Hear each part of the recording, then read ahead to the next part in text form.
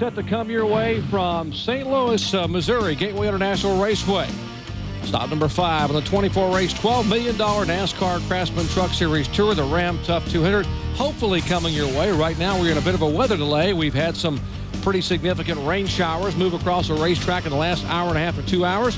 The good news is those heavy showers have moved away. It's a bit of a sprinkle now, and we already have track drying underway here at Gateway International Raceway. The trucks are lined up on pit road, 36 strong. A full field of trucks are lined up ready to race, and hopefully we'll get racing underway very shortly. I'm Jerry Punch along with Phil Parsons. Glad to have you with us. And Phil, the good news is that the big heavy stuff has moved away within the last 20 or 30 minutes. It sure has, Jerry. We had some pretty, as you mentioned, pretty significant rain earlier, but track drying is going on. I thought that the bigger of the two trucks was going really well. He was pulling away from the small one, so we had a little bit of racing going on. But, you know, right now the guys are trying to, you know, get adjusted because, you lead up all morning to race time. And then when it starts raining and you know you're going to be delayed, it just changes your whole, your whole being. So the guys are trying to, say, hey, we got to get back in the game, get our game face back on and get ready to go. Well, the good news is yesterday they had rain here that delayed the start of the ARCA REMAX Challenge Series event,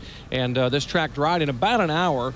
They have a number of jet dryers here. They have the trucks on the racetrack, and the promoters here told the drivers in the meeting this morning, guys, we have lights. We have a lot of things to get this track dry, and with the wind picking up, the track should dry pretty quickly. I think so. Brian Uleone, as you mentioned, the vice president, general manager of the Speedway, told the guys that we'll turn the lights on, we'll turn heaters on, whatever it takes to get this race in today. Well, we told you that we've had 4 events this year. We had a 4-week break after Martinsville. But what happened in the first 4 events of the year? Let's take you back and show you how it all began at the World Center of Racing in Daytona back in February. Unrestricted trucks pushed furious speed to the high banks of Daytona as Joe Ruttman captured the win and $10,000 bonus for winning from the pole.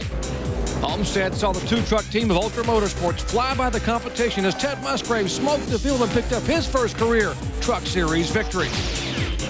Aggressive driving in Bakersfield left most drivers bruised and beaten, but a confident Musgrave held nothing back as he won his 2nd consecutive race. The short track punishment continued at Martinsville as Scott Riggs had to overcome early contact to regain the lead and hold on for an emotional win. As of the 4 events, we've had the different winners, and of course, and 2 first-time winners that you saw with Ted Musgrave and Scott Riggs. Now, how about the guy who won the very first event of the year, became the oldest driver to win in the history of NASCAR Craftsman Truck Series action, 56 years, 4 months of age, but he still looks 35. He's standing by with Ray Dunlap. Well, Doc, he's just a youngster in racing terms. Joe, we just saw the highlights there of your big win in Daytona, and we're talking about a great season you've got started here. Well, first off, we're not going to talk about Rule Gate. The rules. I'm not going to work on the rules any at all.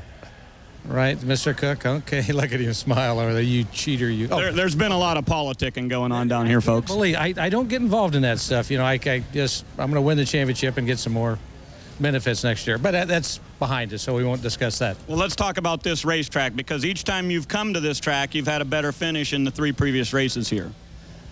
We've discussed that earlier. I don't know what it is.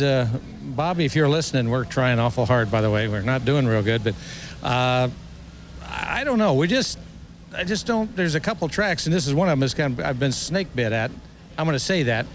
But we're giving her all we can. We're off right now, and we've made some changes, and hopefully we can dig a little harder, when the race starts, which it will. It'll just be a matter of time. Now, do you make those changes because of what the weather's done to the racetrack, or just what you had planned previously before today? No, we got out there with about 4 or 5 other trucks and found out we can't keep up, So either you change and get beat worse, or change and hopefully you get closer. And that's what we've done. We've just we made some changes, and I guess I want to say I'm in the middle of it, so I don't want to throw everything on Danny. Danny, it wasn't your fault completely. We talked about it, So if it looks bad, I'm going to take some of the gas on this thing too. But it's we made some changes, and hopefully it's going to improve us. We were getting beat. In happy hour, there was 4 or 5 trucks quicker than we were, so we just sat down and looked our book over real good and said, here's where we need to improve, and we've worked on it. We're going to find out. Fred was up there talking to me earlier along with Jack, and I think we discussed part of our changes with us, and I don't think Fred agrees with it, so we're going to find out if either it's going to be Fred or Joe that's right. All right, that's Joe Ruttman, our winner at Daytona. We need to hear from some of the other Dodge drivers there with Amy East. Well, we have seen that the Ultra Motorsports team has been ultra successful, with Homestead and Bakersfield going to the newcomer to the series with a lot of experience, Ted Musgrave. Let's talk about those wins. Did you expect to come into the Truck Series and win so quickly and have a dominant truck week in and week out? Well, not really. I mean, we expected to do well, but we got off to a really good start. But then again, it just, goes back to the team, what we put together there, and the group of guys that's doing it, and then Mopar being a sponsor, giving us everything that we need back there to, to make it happen. But yeah, there's been a lot of surprises, and things have worked out our way so far this year, except for 2 races. But other than that, we've been good. Let's talk about today. You are our pole sitter, and what seemed to be a surprise to most of us, because like Bakersfield, you didn't get a sticker run. And then happy hour was rained out. So how much do you guys know about that race truck? Well, hopefully a little more than the other guys, because that's kind of what we did when we unloaded, is we just worked on a race program, and that's why you didn't see a big speed up there. And we never really did, like you say, put the stickers on the truck and tape it up, make a run. We were going to, but we ran out of time. So when it came qualifying time, it was a surprise to me too that it went that well. And actually, when I got done with it, Amy, I thought for sure that it was going to be beat, because there was still more there, but I just didn't get it all out of me into the race truck. Well, Ted Musgrave has proven that he's been very strong all season, but his teammate, Scott Riggs, who's coming off of your first truck win at Martinsville, you've had a great season also, and you're our points leader thus far. Let's talk about the excitement that you had at Martinsville, though, with that first win. That was really exciting to see you in victory lane. Oh, yeah, that was incredible to me, because it was a racetrack that was actually close enough for me to be for me to have a lot of family and friends there at the racetrack with me, and to be able to win my first one right there at Martinsville, where I've not had a lot of luck in my late model stock career there, but to be able to go back there, that was the first race I ran last year, and to be able to go back there this year and with a great team, Ultra Motorsports, those guys, and Jim Smith gave me the opportunity to be with his team. Timmy Cahoot puts a great bunch of guys together, my crew chief, and Team ASE being a great best sponsor, in my opinion, in the series, and Dodge with their huge support in the series and our truck. And, it was pretty incredible, and so far everybody keeps talking about the the points lead and all that, but we're just trying to do what we set out to do this year, and that's to try to finish in the top 5 every single race we can, and hopefully win as many as we can this year. And we're just going to keep our focus on doing that. Well, Scott Riggs will roll off in the 4th starting position today. And guys, it looks like this Ultra team has kept that momentum on this 3-week break and carried it right here to Gateway. Exactly, Amy. Thank you very much. We'll show you the point standings. Scott Riggs holds a slim 27-point lead over Joe Ruttman. Riggs, as you heard, getting his first win and only his 23rd NASCAR Craftsman Truck Series start. Just his 4th start of the season. There's Ruttman back in 2nd spot. Ricky Hendrick, the rookie, back in 3rd spot. Terry Cook had his best finish of the year at Martinsville, finishing 3rd up there. He's in 4th. And Randy Tolsma, 4 consecutive top 10 finishes with a damaged truck at Martinsville. Still sits in 5th spot in the points, just 76 points separating the top 5, Phil. Doc, actually all 5 guys, the top 5 guys in points, have been in the top 10 in each of the 4 races. So incredible consistency there. Jack Sprague, a 2-time champion, back in 6th spot. There's Musgrave, who had the rear end gear problems, finished 22nd at Martinsville, back in 7th. He lost 3 spots by virtue of that 22nd place finish. Travis Quapple, runner-up in Martinsville for the 2nd time this year, finished 2nd. He is a rookie, back in 8th spot. Rick Crawford, his best finish of the year coming at Martinsville. Crawford finished 7th.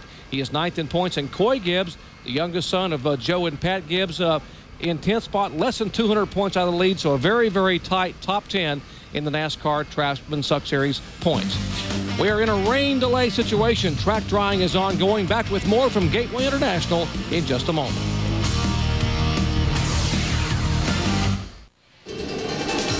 NASCAR racing action exclusively on ESPN. We are proud to be the home of all 24 NASCAR Craftsman Truck Series events.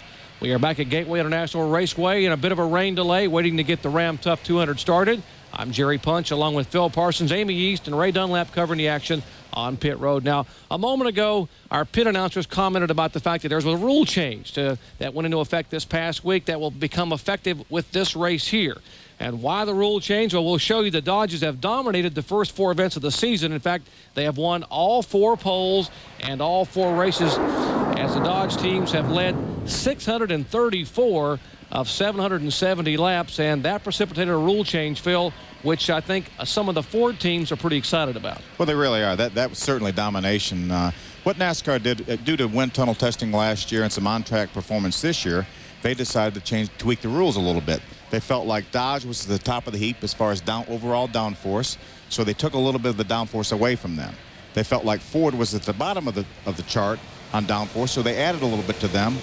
They felt like Chevrolet was in the middle, so they left them alone. So they tried to get Dodge to come down a little bit, Ford to go up a little bit to meet Chevrolet in the middle. And essentially what they did is they lowered the Ford front air dam by about 1/4 of an inch. They raised the Dodge front air dam by 1/2 an inch.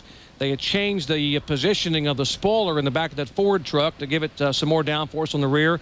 They narrowed the spoiler on the Dodge by 1 inch on either side. And if qualifying is any indication, where we have a Dodge, Ford, and Chevrolet 1, 2, and 3, then you got to give an attaboy to Wayne Alton, the NASCAR Craftsman Truck Series director, for making the field playing field even more level. But let's find out from one of the Ford drivers who had a pretty good qualifying run as he's standing by down in the garage area. And, Jerry, that would be Terry Cook, who did have a great qualifying effort. This is the same truck you ran at Martinsville, had a great race there. How's it feel here at St. Louis? Oh, it's been perfect. The Automotive Ford F-150, from the time we rolled off the trailer until race now, we have not changed one spring, one sway bar. We tried a couple different shot combinations and ended up back with what we rolled off the trailer. So we've been perfect since we unloaded, we feel. Great start to the season here. I know you got to be ecstatic. With this team changing from Dodge to Ford, I thought it would be a lot tougher for them, and they've really rolled right along. Well, I thought it'd be a lot tougher than it was, but I mean, whenever you can have the resources of Bob and Ron Keselowski, I mean, the two knowledgeable people have been involved in racing for years and years, and they know how to build race-winning vehicles, and I think we've proven that in the first 4 races. Tell me about your experiences here at St. Louis. So far, it's been great. You know, Ford has come out with a little bit different aero package, NASCAR mandated for this race. And, you know, we've heard the Dodge people whining all weekend long about the rule changes. You know, all I can tell you is look at the qualifying results. You've got one Ford in the top 10. You know, sure, we rolled off. We've been lightning fast since we've been here. We led practice. But you know what? We had a great truck at Martinsville. It's the same truck. So we're on top of our game right now, and that, I think, has a lot to do with the K Automotive team running up front. I'm sure the rule change sure helped us a little bit, but if it was that big of a change, I think you'd see the top 5 or top 10 littered with Fords, and again, you only see one in the top 10. Well, these guys are on top of their game, and that's got Terry Cook 4th in the NASCAR Craftsman Series truck points. Amy? Well, young Ricky Hendrick has had a great season thus far in the GMAC Chevrolet. Ricky, you're not too happy about Gateway. I remember you had some trouble here in the Busch car last year, and I think you probably want this place to owe you one, huh? Yeah, I hope so. You know, right? We're real tight right now. We unloaded real tight. Qualified 9th. The guys have done a great job so far, but the race will start hopefully when we get this GMAC Chevrolet up front. Now, this is a brand new truck I understand that you guys are running here. How did it feel in the limited amount of practice that you guys have? And do you feel as though you'll have to make a lot of adjustments with this green track that we'll be racing on this evening? Well, you know, like I said, we're real tight as soon as we unloaded, real tight in qualifying and real tight in happy hour. The guys, you know, slept on it last night and come back this morning and made a lot of changes to free it up. So, we should be pretty good. If not, then we can make some changes early on right in the pit stop. Well, Ricky Hendrick is very lucky to have one of the best drivers at Gateway International and a teammate of Jack Sprague. Over half the laps led here at Gateway has been with you, Jack. You love this place. You dominated the event last year. You have a really good truck qualifying 3rd. Can you repeat that victory today? Well, it surely would be nice. We've had a little bit of a rocky start. Not terrible, but not the way exactly I don't think we imagined it. But you know, we came here with the same setup we ran last year, and unfortunately with a new tire it didn't work. So we've had to scramble around a little bit and change things, and it was a brand new truck, so we had a little bugs in her, and that took us about an hour to get out. So unfortunately that left us with an hour of practice. So you know, qualified a half second faster than we'd run all day in practice, and in happy hour I was fairly pleased. Dennis has done a great job, and the guys have done a great job, and we changed it a little bit this morning, and if it gets a little better, I think we'll have a real good shot at it. If it's the same as it was, we'll still have a okay shot at it. So all we can do is hope the Net Zero Platinum Chevrolet runs like it did last year. And, man, we need to win a race bad. Well, last year you never stopped and took on left side tires. Now this is a new tire. Do you think that you might be able to go the entire race on the original left sides? I'm sure it's possible. It's going to depend on how the truck's working. If I feel like I need the less just because the new will stick a little better than what I have, you know, that would have to wait and see. But if he's made the truck better at all than it was last night in happy hour, which I only needed a little bit, it's very possible. But again, you know, we're probably gonna race into the night, so track probably be a little tighter than it was even last night, and we've loosened up quite a bit. So you know, all we can do is hope for the best. But like I said, we need to win a race and need to start getting a Chevrolet in victory lane instead of all them Dodges. Well, with the rule changes, we're hoping that the Fords, Chevrolets, and Dodges are on an equal playing field here at Gateway. And if anyone has a chance to put a Chevrolet in victory lane, it's got to be Jack Sprague. Well, he was the gatekeeper here a year ago, led 145 of 160 laps, got his first win of the season here last year, and then won 2 of the next 3, going on to win, win at Memphis, and then also won at Evergreen on June 3rd, and has not won since June 3rd of a year ago. Hopefully he'll get his winning streak started again very, very soon. Now, we are waiting to get underway with the Ram Tough 200. We told you we've been off for 4 weeks, but we get very busy coming up. 10 of the next 12 weeks, NASCAR Craftsman trucks will be on our air, and we go for the first time to the track Too Tough to Tame. Darlington Raceway in Darlington, South Carolina, next Saturday, 4 o'clock Eastern Time for the Darlington 200. Yeah, the 1.366-mile egg-shaped oval. And how about going out to Pikes Peak International Raceway, beautiful 1-mile facility in Fountain, Colorado. That is Sunday, May 20th, 4 Eastern Time for the Jelly Belly 200, the beginning of a 12-week stretch including 10 NASCAR Craftsman truck events. Back with more from Gateway in a moment. Back in St. Louis, baseball, pretty good, pretty popular around here. Had some pretty good hitters in the St. Louis area over the years, and these are some of the, I think some of the Ed Renzi, Randy Tolsma crew members down there. Looks like we got a right-handed hitter there, and it's like a jack handle for it's like a jack handle, I think. Hit him! Oh, he's going after him. We could have a tangle right here. Here comes an official in to break it up, and folks, we have it all here on the Worldwide Leader, NASCAR Craftsman Truck Series action. We are in track drying right now here at Gateway, so let's check in the garage area with Ray Dunlap. Ray. Well, the highest qualified rookie is Matt Crafton. He drives number 88, and he'll start 8th today. But here's the question. You've never even seen this track before. You came in here yesterday, so how'd you go so fast? I don't know. Actually, we've had real good success on flat tracks in the Southwest Tour. I've liked the flat tracks, like this place, and we've done real good at Phoenix. Yeah, the most I'd seen in this place when I pulled in back straightaway yesterday, looked down coming off 2, I said, okay, this looks interesting. Long drag strips, real tight. It's just kind of huge Martinsville in a way, I figure. But they never did even go look at the front straightaway until I went down the front straightaway. Now, this truck that you're driving raced in a lot last year, 007, kind of your old faithful. Do you like it? Yeah, 007. This is it. Actually, this is the first time I've raced this truck. Terry liked this. Was Terry's favorite truck, I think, out of the bunch. And this is the first time I get to race this truck this year. Tell me about your rookie year in trucks. How do you like it? I'm loving it. I mean, we're having a lot of fun. We've had a lot of good runs. We've had a lot of bad luck, but we're looking to turn that around. We turned that around at Martinsville, looking like we're going to have a good run here today. We had a real good qualifying run, best one of the year. I think we'll have a good run also. What do you think about strategy? Is this rain going to change the way everybody approaches this race? We're going to all shoot for about lap 81, and then hopefully it starts raining, and maybe we're out of gas on 82, but that's, I think, what a lot of people are going to be shooting for. That's probably what we're going to be shooting for, get gas early, come in, and hopefully we can make it to the 81, 82, and get the halfway and get the checkered flag. That'd be cool. Matt Crafton, our highest qualified rookie. Now back up to the booth. Thanks very much, Ray. Matt Crafton finished at 6th at Martinsville just 4 weeks ago. Got his best finish of the year. In fact, he was running 4th and had ran out of gas on the final lap, or actually had lost 2 cylinders. He had lost a cylinder with 2 laps to go and lost another cylinder on the final lap. So on 6 cylinders, he finishes 6th, his best finish of the year. So good for Matt Crafton, the reigning Featherlight Southwest Series champion. Now, last night, NASCAR Winston Cup action at Richmond International Raceway under the lights, and some interested NASCAR Craftsman Truck Series owners and competitors were up there. Joe Gibbs Racing. Congratulations to Joe Gibbs and Tony Stewart, all the Home Depot folks, for their first win of the year. Bobby Labonte, reigning Winston Cup champion. The Interstate Batteries team finishing in 10th spot. So Joe logs a 1st and 10th up at Richmond as we go down and check in the Gibbs camp with Amy. And Joe Gibbs' son, Coy Gibbs, has been a regular on the Truck Series so far this season and started off with a lot of momentum, and it all seemed to go away at Martinsville. Unfortunately, you knew I was going to ask you about Martinsville.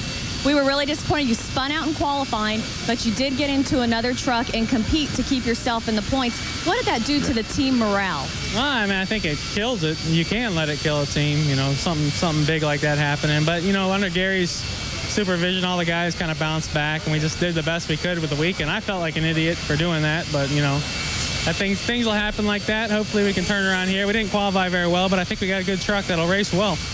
Well, the Gary that he's talking about is Gary Showalter, who's had a lot of success in the NASCAR Craftsman Truck Series. How much of a valuable asset has Gary been to you? And also, we see Curtis Markham around the garage area a lot as your spotter and driver's coach. Yeah, Gary's been great. You know, he's been to every truck race since inception, so his knowledge has helped out a lot. And then we got, you know, his whole family basically here, and Cindy and Bobby and Chris. So it's a real, you know, team family network we got going with all the guys. He brought a lot of other guys to the crew that helped and brought some you know, some knowledge to us. But Curtis is great. Just the fact that he's another driver. He's been through everything. You can bounce ideas off him, talk to him. And, you know, he's already been there before, so it just helps me as a driver to have someone that I can talk to that's already driven the track, probably, you know, way more than I'll ever drive a track. Well, I think Coy Gibbs has started off to a good season, and although he had that little mishap at Martinsville, you can't count out Coy Gibbs. Indeed, Amy. He is 10th in points. His best finish thus far, the season opener at Daytona, where he finished 7th. His career best NASCAR Craftsman Truck Series finish. Well, crowd is filing back in. The rain has moved away. We are drying back at Gateway in just a moment. Welcome back to Gateway International Raceway. A few raindrops still falling, but essentially the heavy stuff has moved away and track drying is ongoing. Now, yesterday, the ARCA REMAX Series was here, and two-time and defending champion Frank Kimmel was able to hold on and take the win in their 5th stop of the year for ARCA competition. He qualified 3rd, and the Jeffersonville, Indiana driver took the Advanced Auto Parts Chevrolet to victory lane here. Now, today he is scheduled to make his 8th ever NASCAR Craftsman Truck Series start. His best finish at 9th at Homestead back in 1996. And let's talk to the reigning ARCA champion. Ray? Well, you got a lot of practice at this winning a race at the halfway in the rain, so what's your strategy going to be today? The same thing? Well, I'll tell you, last night, about 59 laps into that race, I really like to see the rain. It come down pretty hard. I was pretty pleased, but this morning when it started raining, I didn't like it at all. But the opportunity to drive a truck this weekend came about, and thank Joey Sontag and his entire team for letting me do it. But we'll try to do the best we can today. Now, you really had a dominant car yesterday. How about this truck? I don't think we'll do what we did yesterday with the truck, but, you know, if we can run all day and try to be competitive, get a top 15, top 10 finish, would be really good for our entire team and for me. And, you know, just great. That Advanced Auto Parts car was great last night. How much difference is there in the feel from the driver's seat when you get out of a car one day, then into a truck the next? Well, I think it helps me a lot because you get a lot more laps on the racetrack. This is the only second time I've ever been here. So to do the car and then hop in the truck and come back, they do drive a lot different. I was really surprised at how loose the truck felt compared to our car. Our car was tight all weekend, and to get in this truck, I expected it to be really tight also, but it wasn't. So we had to work on 2 different areas to try to get the thing fixed up. The crew did a great job on both vehicles, so hopefully our truck will run as good as we did yesterday. And Lance Hooper has a great deal of experience in the trucks, and he'll be your crew chief today. Yeah, Lance is doing a great job. I know how tough it is to come and do these things and have somebody else driving the truck that you'd like to be driving. And he's been very, very supportive and done a great job with the truck. Anything we wanted to try or do, you know, he's not questioned me at all. And he's done a good job. We qualified 17th. And I think for our team and that level, this is a tough bunch, so we're pretty pleased. Absolutely. Frank Kimmel, the point leader in the ARCA REMAX Series, getting ready to go truck racing, Doc. And, you know, we're seeing more and more where the ARCA Series is scheduling with the NASCAR Craftsman Truck Series on doubleheader weekends, and we've seen some crossover among some of the NASCAR Craftsman truck drivers going to run ARCA and in the stock cars, and the ARCA guys like the defending champion coming here to run the NASCAR Craftsman trucks. I'd say it's a great series, a great, started out as a Midwestern series. My brother Benny got his start in that series, was a 2-time ARCA champion, just like Frank Kimmel. I was fortunate enough to drive a few races back early in my career in the ARCA series, and it's a great training ground for the Craftsman Truck Series, or possibly even onto the Winston Cup Series. So love seeing the ARCA guys at the same racetracks as the Craftsman Truck Series. And I hope AG folks didn't see the show yesterday, but it was a heck of a race here with Frank Kimmel and some of the guys. And Jason Jarrett, Dale Jarrett's his oldest son, is running in the ARCA Series this year. So, and Jason finished qualified 2nd and finished 7th in this race, driving the ML Motorsports Pontiac. So good run for the Jarrett family for the weekend. Track drying is ongoing here at Gateway International Raceway as we're hoping to get the track completely dry and get underway with the Ram Tough 200. Since the first NASCAR Craftsman Truck Series race in 1995, Jim Smith has... Slow down, Joe. Slow down. In the last 7 years, NASCAR has watched the Craftsman Truck Series grow from a big idea to the big time. When team owner Jim Smith and 4 other entrepreneurs presented the idea of racing trucks to NASCAR, they had no idea how big it would become. going to Daytona was very big for this sport, and winning the inaugural Daytona was even bigger. I mean, anybody that watches truck racing, it's the best racing. There's no question, I don't think about that. And this series, you know, it's still only, what, we're going on our 7th year now, so it's still a youngster. The truck racing is like Winston Cup was 15 years ago, 20 years ago. We have camaraderie that you know, you're not, you know, you don't have the tension of that $12 million sponsor looking over your head. But the truck series is just still a real fun series to be in. For an owner, you know, everybody thinks, okay, you know, Jim Smith is, you know, just a truck owner, but he's a people person too. He tries to take care of your crew, he takes care of the drivers, and he wants to make sure you're happy and things are going right. In return, he wants you to do 110%. He is wide open is the only way I can describe him, actually. He is the kind of guy that's very intense when it comes to his racing. On the other hand, his main #1 goal, he always tells everyone the reason we're here is to make sure I want everybody to have fun and have a good time with it. But I've let that #1 goal, and that's that NASCAR Craftsman Truck Championship, slip through my fingers for the last 4 years. And we are bound and determined not to let it slip through our fingers this year. In order to achieve that goal, Smith made some dramatic changes for the 2001 season, switching from Ford to Dodge, adding a second team to his stable, and recruiting 2 drivers who had never run full-time in the truck series. With 3 wins in 4 races, Ultra Motorsports is looking ultra successful in its bid to deliver Jim Smith his first NASCAR championship. He's been in the series since day one. You know, he was one of the founders of this Craftsman Truck Series, so I think he's very well deserving of a championship.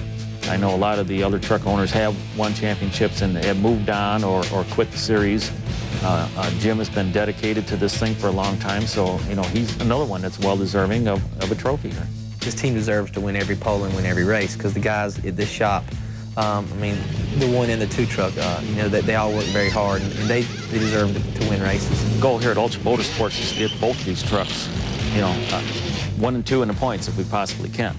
And whichever one wins, well, the way, we don't care. We just want them both up front all the time. We want to try and get as many wins as possible. That's what I expect out of myself. That's what those guys expect out of me and vice versa. We do have winning teams here. We do have winning trucks. We have the winning personnel, and we know we can carry this on throughout the season. You know, to be able to be leading right now, and, you know, it seems like our momentum just keeps getting stronger and stronger. You know, if we can win the championship, I wouldn't be able to stay seated. Well, Jimmy Smith, certainly a major part of the history of this NASCAR Craftsman Truck Series, and we said he was one of 4 men who originally built trucks, took him to Daytona in 1994, showed them to Bill French Jr. and Mike Helton, Les Richter, and all the guys said, I think this series will really go. And they decided, let's build those trucks and take off. You know, at Martinsville, this was the 150th race in the history of the series, and they were honoring all the people who had been there for 150 races, and Jim Smith was going to get a plaque, going to get an award.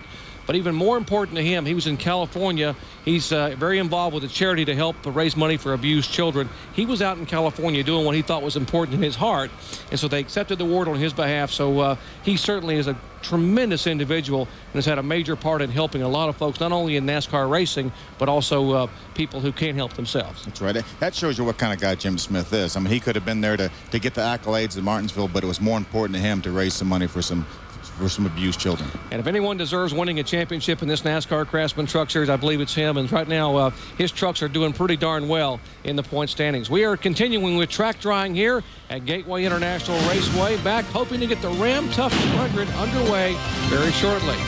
Back in just a moment.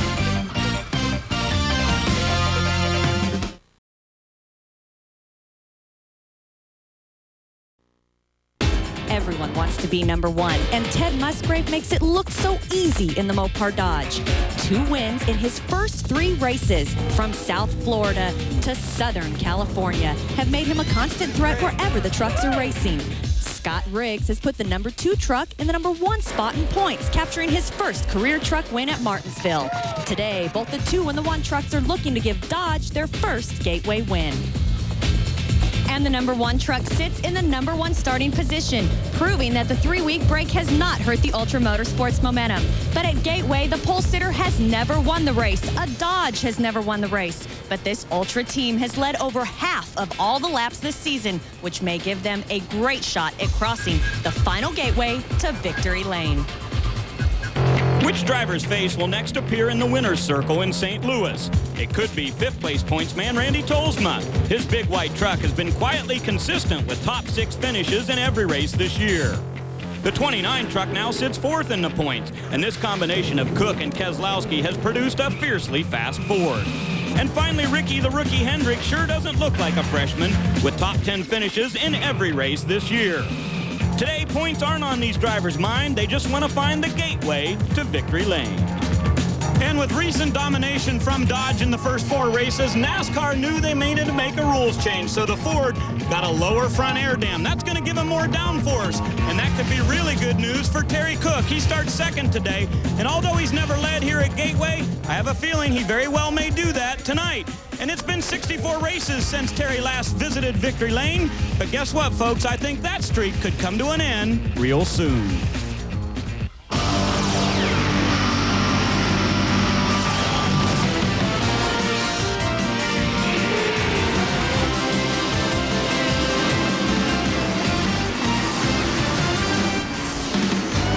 ESPN, the worldwide leader in sports, presents NASCAR. Today from Gateway International Raceway, just outside of St. Louis, Missouri, it's the 4th running of the Craftsman Truck Series Ram Tough 200, presented by PEPSI. After 4 of 24 events, newest winner Scott Riggs holds a slim 27-point lead over Joe Ruttman. Just 76 points separate the top 5, and Coy Gibbs back in 10th. He's less than 200 points out of the lead. Hello, everyone. I'm Jerry Punch, along with Grand National and Winston Cup Series veteran Phil Parsons. Glad to have you with us. And Phil, we talked about the Dodge domination the first 4 events of the year. They won all 4 poles, all 4 races, led the most laps, and that precipitated a rule change that goes into effect today. Because of the dominance of Dodge over these 4 races and because of some wind tunnel testing last year, NASCAR decided to make some rule changes. Basically, they felt Ford was down here. They needed to elevate them. They gave them a little more downforce. They felt like Dodge was at the top of the totem pole. They felt like they had too much downforce, so they took away a little bit from them to meet in the middle with the Chevrolets. And if qualifying is any indication, we've got a Dodge, a Ford, and a Chevrolet all in the top 3. Then NASCAR Craftsman Truck Series Director Wayne Alton has done a great job leveling the playing field. We'll come back and take a look at the Mopar starting grid and wave the green flag for the Ram Tough 200 presented by PEPSI in just a moment. Our ESPN coverage of exciting NASCAR Craftsman Truck Series action is being brought to you by Mopar. Parts for Chrysler, Plymouth, Dodge, and Jeep vehicles from the dealerships that sell and install them. That's the Mopar difference. By Tractor Supply. Whether you have 1 acre or 1,000, Tractor Supply will help you get the job done. And by CarQuest Auto Parts. You'll find it at CarQuest.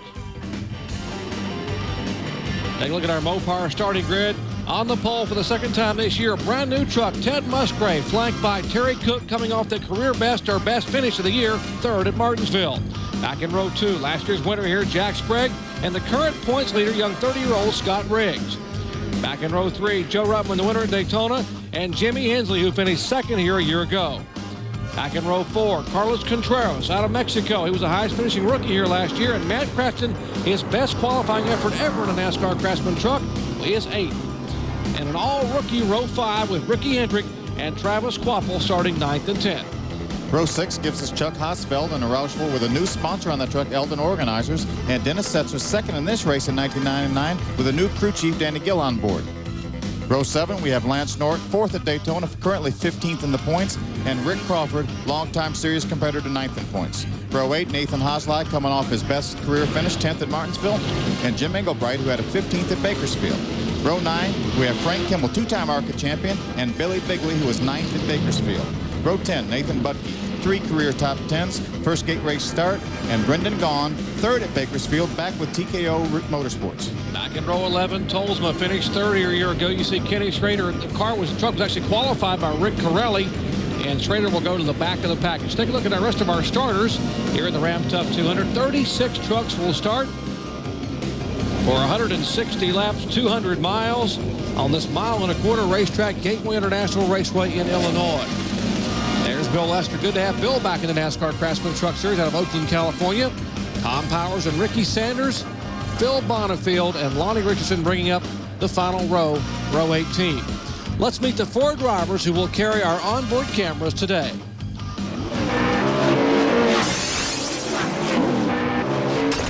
Hi, I'm Willie T. Ribbs. Buckle up and strap on tight. You're riding with me, Dodge number 8, Bobby Hamilton Racing.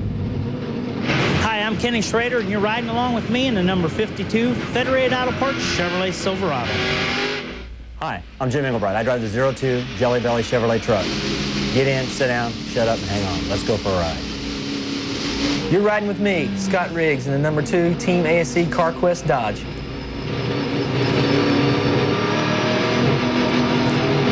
The field of 36 comes out of turn 4. Longtime Major League Baseball manager Whitey Herzog will wave the green flag. Glad to have you here at Gateway International Raceway.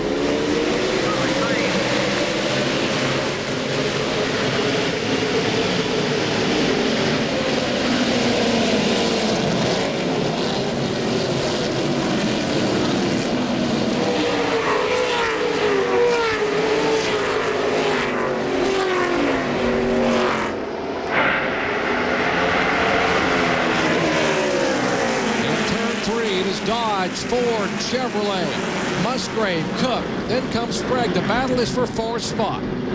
Got Joe Ruttman, Scott Riggs side by side, 18 and the 2. There's Travis Quapple moving way to the inside to get him up beside Matt Craftsman in the yellow, number 88. 150 miles an hour on the straightaway, averaging almost 130 a lap here at this mile-and-a-quarter racetrack just outside of St. Louis, Missouri.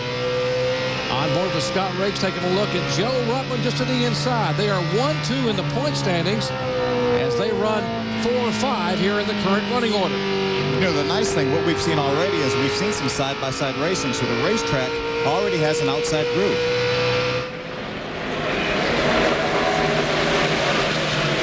Just back in line, the bright yellow or green truck, whatever it is, that's Matt Crafton. You saw him on the outside of Travis Quapple, was able to stay ahead of Travis. Crafton, reigning Featherlight Southwest Series champion, the Fast Track Driveway Sealer Chevrolet. Duke Thorson on truck. There is Musgrave, Cook, Sprague going by. Then Riggs, Ruttman, Jimmy Hensley driving the 72 truck in place of Randy McDonald. There is Crafton, currently in 7th spot, started in 8th. Got his best finish of the year 4 weeks ago at Martinsville, finished 6th on 6 cylinders. Could have finished the top 5. Had a great run at Martinsville. Great to see Jimmy Hensley back in the series. We saw him run this truck at Martinsville. Oh, tough break for Bill Lester. Unfortunately, that's a backup truck. Bill had a problem in happy hour yesterday and had to go to a backup truck and did not practice it at all, so obviously they had some sort of a problem. The 31W insulation Dodge behind the wall back in the garage area. Billy Bigley making a move inside of Jim Engelbright. Bigley in the 75. Spears Manufacturing. There's the Jelly Belly onboard camera for Jim Engelbright.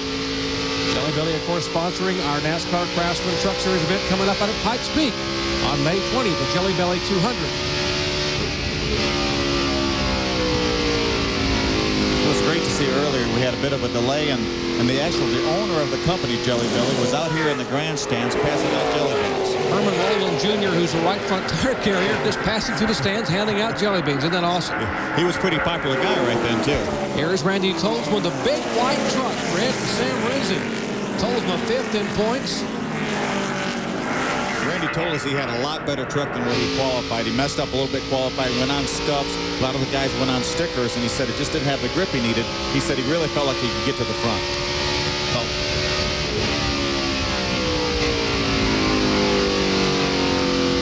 See Jim Engelbright going wide in the Jelly Belly truck. There's Brendan Gaughan in the 41 truck getting by him on the inside. Had one truck that got a little bit out of shape and slowed. That's the 50 truck there on top of you. That's Chuck Hosfeld, the Eldon sponsored Ford, new sponsor on that truck. Chuck got very sideways, very slippery in turns 1 and 2. Gathered it back and didn't hit anything, but lost about 8 or 9 spots. Looks like he's back up to speed now, and right behind Jim Engelbright.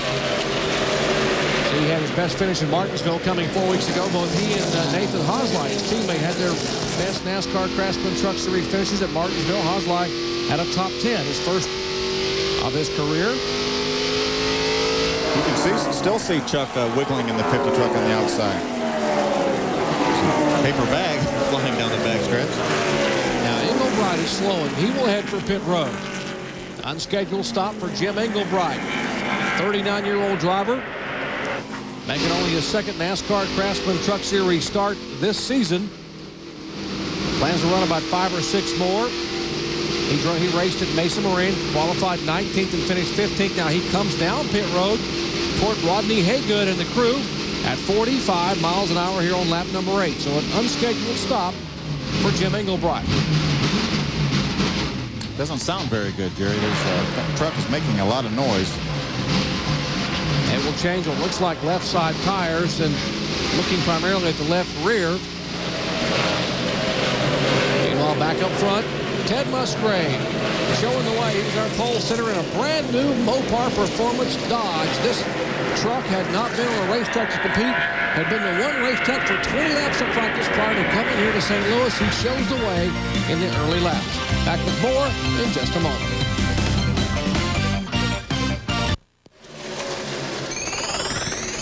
We welcome you back to NASCAR Racing on ESPN. We are the exclusive home and proud to be the exclusive home of the NASCAR Craftsman Truck Series, all 24 events on this $12 million tour for the 7th year of the Truck Series. Ted Musgrave showing the way. And a moment ago, Phil, it looked like Terry Cook back there in the Ford had moved in. Now Cook gets a challenge from Jack Sprague. He had actually moved up a little bit on Ted Musgrave, but Jerry, what we notice here, just like qualifying, Dodge, Ford, Chevrolet, 1, 2, 3. So as of now, the rules changes have really closed up this competition. There have only been 3 events held here in NASCAR Craftsman Truck Competition at Gateway International Raceway. No Dodge has ever won here, and no one has won from the pole. As you watch this battle for 19th spot, Kenny Schrader, remember Rick Corelli qualified his Federated Auto Parts truck, and Schrader had to go to the back of the pack. He's coming through, Phil. He's already up to 19th position there. He was on the inside of Frank Kimmel and was not able to make the truck stick, but Ken Schrader is definitely on the move. You see Nathan Hosley in a Roush Performance Ford right behind him in the 99. And we're told that Rick Crawford's Milwaukee Tools Ford got very loose a moment ago. We'll keep an eye on Rick. The Milwaukee Electric Tool Ford. Short track ace. Whoa, he loose again and nearly gets into Travis Quapple. Does a great job of gathering it back in, but very loose entering turn 3. Here he's following Jimmy Hensley down into turn number 1. And Jimmy in the 72 truck is Rick in the 14 truck. You see the truck kick out, get real loose, chases it up the hill. Travis Quapple is able to get back on the inside of him and get by. That's a battle for the 8th position right there. We'll keep an eye on the 14 truck of Rick Crawford and check with Rocket Ray Stonkus, his crew chief, see what's going on with that truck getting very loose. He looks better on that corner right there. So we told you that Kenny Schrader was on the move a moment ago. How about Randy Tolzman, the big white truck? He started 21st. And in less than 17 laps, he's now in 11th spot and moving toward the front. Well, he was telling the truth when he said that they had a good truck and they just messed up a little bit qualifying. He ran second here for most of this race a year ago, about 2 car lengths behind Jack Sprague. Got passed in the last few laps by Jimmy Hensley, but Tolzman finished 3rd here a year ago, back when he was driving for Impact Motorsports and David Hodson in the Dodge. This is the Ed and Sam Renzi big white truck. If you're wondering about why it's a big white truck, well, because they're still looking for a sponsorship to put on that truck, and right now we're just calling it a big white truck. And it's a big white new truck, because that's a brand new truck for the Renzi team.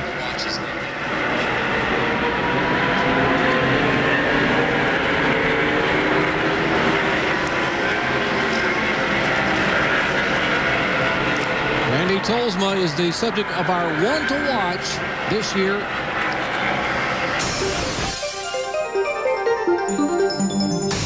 This new tire threw us for a loop. I couldn't bring much of my old notes and what I needed from the past, and so we had to learn everything new together and along with each other. And so, Ed and Sam Renzi are giving us good equipment. We have everything that we need. We don't have a sponsor, but we're having fun with the big white truck, and we're doing some stuff. So we just need more time, and I think NASCAR helped us out with the rule change a little bit, and we'll just get better. The truck at St. Louis feels real good. I think we're very competitive, and maybe this is the racetrack. Randy continuing to move toward the front. Randy's a Meridian, Idaho driver. a two-time winner in the NASCAR Craftsman Truck Series competition. This year we mentioned with a new team, the Renzis. He's talked about all the adjustments they had on and off the racetrack. 2 wins. Bakersfield and Nashville. Top 10's 44. Top 10 in each race this season. Finished 3rd at Gateway a year ago, and he's currently 5th overall in the point standings. He's now moved in the top 10. He was able to get by Ricky Hendrick while we were watching that little story on Randy's doing a great job.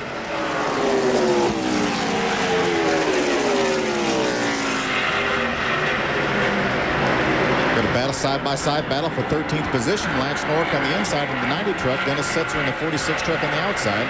And you see Billy Bigley in the 75 Spears truck stick his nose on the inside of Dennis Setzer. And Billy Bigley had problems when he first arrived here on Friday on the lap 3 of practice. He hit the wall. He wasn't up to speed. The truck just snapped around and he pancaked it. They had to go to a backup truck, so they had hoped to run the truck they had at Martinsville.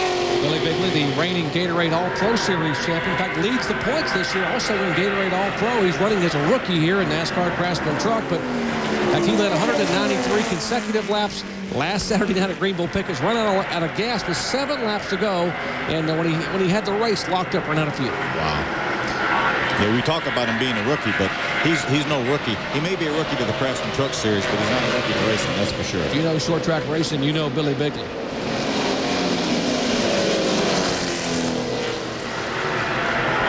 Ted Musgrave, 45 years of age, has won 2 races this year, got his 2nd pole out here, was hoping to make it 3 in a row, but had trouble with the rear end at Martinsville. Logging a 22nd place finish, and he moves in on the Jelly Belly Chevrolet and slips right by. 21 laps complete. Musgrave, Sprague, Cook, Riggs, and Rutten. Back at Gateway International Raceway, the Ram Tough 200, a tough break for Michael Dockin, the Brevac Racing Ford. Dawkins' truck slipping up across the racetrack, pancaked the wall on the right side. Then it's brought out the first caution flag today here on lap number 26. You see the guys trying to pull the fenders out. Here's a look at what happened. Just gets a little bit loose coming off the corner. Tries to save it. And actually does save it, overcorrects and gets makes pretty hard contact with the outside wall coming off turn 2. Well, they had high hopes too. Charlie Long, the crew chief and engine builder on that team, they really were coming together in practice, so a tough break for them. Pit stops become the word of the day as we go down to Ray Dunlap. Well, Jerry, Jack Sprague will be in here, and you're going to put right side tires on the 24 truck, and they're going to give him a round of bite, too. Jack's pretty happy about the way the truck is handling here. They said, just be smooth here. Important thing is it should only take 1 can of fuel here because we're only about halfway through what would be a normal fuel load pit stop here. Sprague is in the Net Zero Chevrolet. Now to Amy East. Terry Cook's K Automotive Ford is going to take right side tires and hope to tighten up the balance of the truck with the right side. While Ted Musgrave also looks like he took rights and is just maybe going to win the race from Jack Sprague off of pit lane. And a bit of hesitation by Terry Cook leaving. You wonder if maybe it sputtered a little bit leaving pit road. A couple of trucks went by him. They had a pretty good pit stop. There is Sprague coming out, Musgrave. Almost everyone opting for right side tires. And if you're wondering, in NASCAR Craftsman Truck Series racing, you're only allowed 2 tires per caution flag. You say, why don't we see 4 tire changes? Well, they're trying to keep the tires to a minimum to keep the cost down. And the crew chiefs feel we're bragging on this tire so much. They said, this tire is so good that Goodyear brought here, we're probably not going to need left side tires, just right side tires a couple of times. That's right. They figure on making a couple pit stops for right side tires, and that'll be about it. But you never know. It depends on how the trucks are handling. Let's check in back on what happened in the Cook pits, Amy. Well, just as we know, the NASCAR Winston Cup and Busch Series, it's also in the Truck Series that when you change the tire, it has to be rolled back halfway back into the pit stall. And they had a right front tire that was rolling into Ted Musgrave's pit. Terry could not leave his pit until that right front tire was back halfway into the pit box. Ray Dunlap. Well, Amy, down this end of pit road, just everybody taking right side tires. Didn't see lefts for anybody. Now, a couple of trucks that made good moves were the 2 truck of Scott Riggs and the 60 of Travis Quapple. Both of those gained positions with great pit stops down here. Now, it's important to keep in mind that they ran 14 pace pace laps before this race started, so that does play into the fuel mileage issue. You get about, probably use half the amount of fuel on a pace lap as you would under regular racing conditions. So everybody was doing their math down here, but with this early pit stop at lap 27, that really gets thrown out the window. But it will play in later, as these trucks can probably go about 60 laps on fuel. Thanks, guys. You get about 4 miles per gallon under green, about 8 or 9 miles per gallon under caution. So we'll count up the fuel mileage and come back and continue coverage from St. Louis. Getting set for the restart back at Gateway International Raceway here just outside of St. Louis, Missouri. Lap 31, caution out for the first time today for 4 laps due to an incident involving Michael Dockett. Hit the right side of this Ford truck. Jack Sprague in the lead now by virtue of his pick crew winning the race off pit road. To Ted Musgrave in the 1, pulling on the inside. Looking to the inside, I should say. Now he's going on the outside. Musgrave pulling up, trying to pull up alongside Sprague on the outside, something you couldn't see a year ago.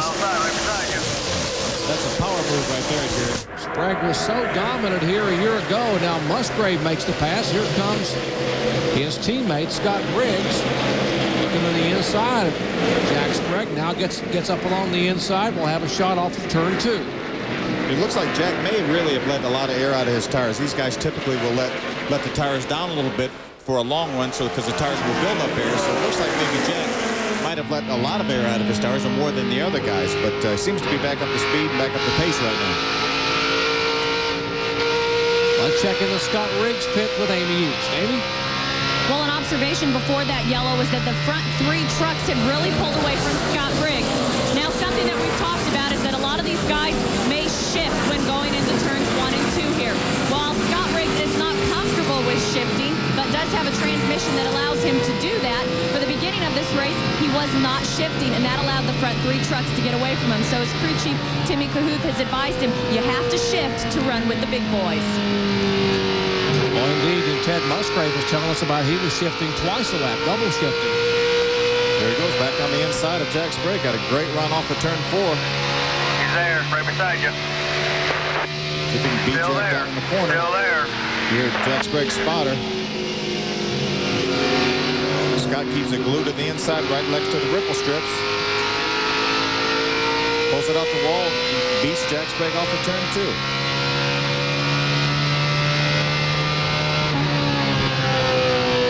Ted Musgrave is pulled away by, well, about 10 truck lengths. He is our leader. He was a pole sitter. Riding along with Scott Riggs, our points leader. There's Musgrave. Then Riggs. Then Sprague. Then how about Travis Quapple? Give a call to Travis. Finished second at Martinsville. Rookie contender. He's in the 60 truck, the Cat rental truck. For Mike Addington, right behind him is the 18 of Joe Rutland.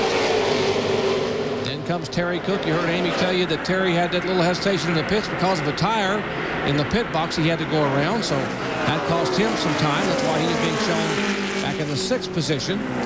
Talked to Travis Quapple before the race. He had not planned on shifting. He said every time he tried it in practice, he slowed down.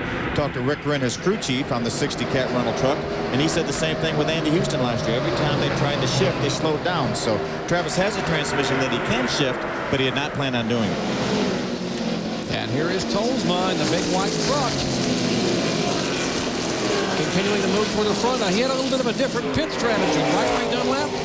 Boy, he really did, Jerry. I said no one would take lefts down here. Boy, they proved me wrong, because Randy Tolsma came on and said to the crew chief, let's go with lefts because I'm loose on the entry into the corner. So they did do left side tires. The 43 also did that too. But the good news for Randy Tolsma is they had a good pit stop down here, but he also has passed 10 or 11 trucks actually on the racetrack. So Tolsma really on the move, but he's one of the guys that got left side tires while everyone else took rights. And typically taking left sides, Phil, I guess, would tighten you up. That's right. And actually, conversely, taking right sides will actually free the trucks up a little bit, or probably make not as much difference as changing left side tires. So interesting strategy for Randy Tolsma, but as we mentioned earlier, the reason he took lefts was to adjust the chassis on his truck.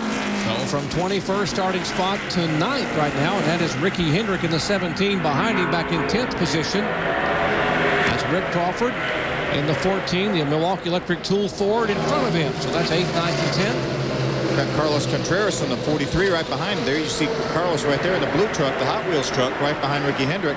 Great qualifying effort for Carlos Contreras, and he's doing a great job right now running 11th position. Absolutely. We talked about some of the drivers hoping to get their first win. All these guys have had top 10s at all 4 events this season. They have yet to win. They are 3rd, 4th, and 5th in points. They have finished 2nd, 3rd, and 5th. They've all had good runs, and they're all possible candidates to get a victory here today. Hendrick, Cook, and Tolsma. I think those 3 guys we're talking about right now are a threat to win any race we go to. And they're a threat for the championship as well. Back up front, Ted Musgrave. 45-year-old driver, the Mopar Performance Dodge, and what a job he has been doing here for Jimmy Smith and the Ultra Motorsports team. Can't say enough about Fred Wanke and the crew and how well that he and Ted have worked together to make adjustments in the truck. I mean, even after way up on the wheel, driving it in way too deep. It's Eddie Thratt, Ted Musgrave's spotter. He's talking about Scott or Jack Sprake, one of the two, really trying to run hard to try to catch Ted Musgrave. A lot of mutual respect between Ted Musgrave and Fred Wanke. Talk to each of them individually, and they really sing the praises of the other. There you see, that's a view from Scott Riggs' onboard camera, looking out towards Ted Musgrave leading the race. Take a look at the lap leaders. Ted Musgrave and Scott Riggs have led 51% of the total laps. That's over. There have been 770 laps, but these two have led 231 and 164, and that's probably one of the reasons we saw the rule change to impact the Dodges. But you got to wonder now how much that rule change did to hurt the Dodge. Well, it hasn't killed it, that's for sure. I talked to Fred earlier in the week, and he grabbed his heart and fell on the floor. And, good acting. Yeah, good acting. Yeah, I don't know why he was acting in front of me, but he was anyway. But obviously, they're still pretty strong. You're talking about Fred Wanke, of course, the crew chief for Ted Musgrave. We approach the 50-lap mark, so and we have one truck sliding in the grass. That is Willie T. Ribbs. And still as yet, no caution flag. He is off over in turn 2. Be nice and smooth there, Willie. Get it rolling straight. And the caution is yet to come out. I don't think it will. Willie got back going before it necessitated a caution flag, so I think we're going to stay under green. Coming on the outside of it. Roy Selby was getting ready to grab that yellow flag, but put it back away. So Willie T is back on his way. Didn't see any damage to the truck, so I don't think he hit anything. Don't know if he flat spotted the tires or not, but. All right, we'll show you what happened when we come back to Gateway International Raceway. And here's that great pit stop by Jack Sprague. Got him back out toward the front. The crew obviously excited.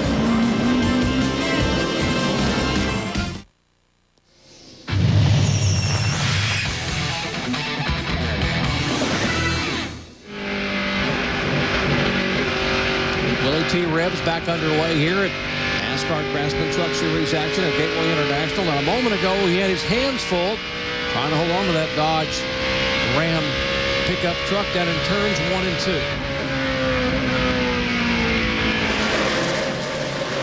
See, we're at the top of the screen there in the 8 Dodge truck. He gets a little bit sideways, jumped in the throttle, got a little bit sideways, was able to keep it from backing up the hill into the outside wall, almost had it saved, and got off into the infield grass, but did not necessitate a caution flag. We were going to take a look at it from his onboard camera. He was going down into turn 1. Gets back in the throttle. Looks like spins the wheels a little bit, and around it goes. Again, there he almost had it saved, and then jerked left and into the grass. There's a guy there chasing Ted Musgrave in the Mopar Dodge. Now, you talked to the crews down there earlier before the race, Phil, and they were making some chassis adjustments, not on Musgrave's truck, but on the truck behind him, Scott Riggs. Well, they felt like Ted Musgrave's truck was probably the best truck here. So Scott Riggs, that's the good fortune of his to have a teammate like Ted Musgrave and Fred Wanke. They actually changed their truck so it's just like Ted Musgrave. So number 1, he can shift. He put the same transmission to rear end ratios so he can shift just like Ted Musgrave's doing. And obviously it's working because he's got a real good truck right now. Musgrave's been driving for 20 years, whereas Scott Riggs, the young man you looked at now in the 2 truck, it's only his 2nd season and first full season at NASCAR Craftsman Truck competition. Got pretty good horse right behind him, Jack Sprague. You see Jack got in the throttle really well in the center of the corner in turn 3 and 4. Going to try to move to the inside, was not able to quite make it stick. 19-time winner, the Net Zero Chevrolet for Sprague. He's the defending champion of this Ram Tough 200. Dominated here a year ago, leading 145 of 160 laps. Scott got in the throttle a little bit quicker down at 1 and 2. Jack follows him down into turn 3. Jack won this race, as we talked about earlier. It really ran off and hid from this field. Was not shifting. Did not shift the whole time last year, he told me. Did not shift qualifying, did not shift during the race, but he is shifting this time. And here is Terry Cook back in 4th position. Terry qualified on the outside front row, the K Automotive Ford. Driving for the Keselowski family. Kay Keselowski, Bob Keselowski. Coming off that best finish of the year, 3rd at Martinsville Speedway, looking for that first win. And like Travis Quapple talking about a rookie looking for a first win. Quapple finished 2nd in this truck at Martinsville 4 weeks ago behind Scott Riggs. Also finished 2nd at Homestead to Ted Musgrave. Side by side for 2nd, we're looking at a Scott Riggs truck at Jack Sprague on the inside.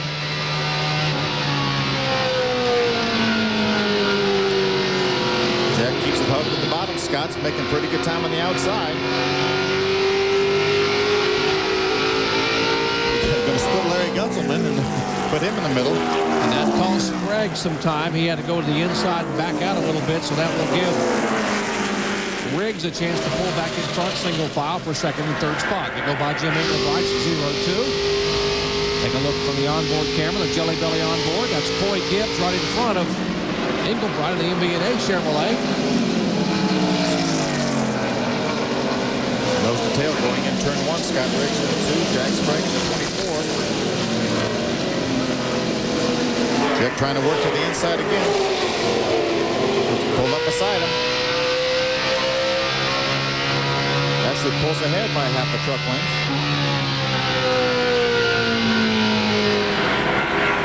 About being on the inside, you don't want to drive in the corner so hard that you slide up into the guy on the outside. So Jack's a little bit tentative going in the corner, but makes up for it through the center and off the corner.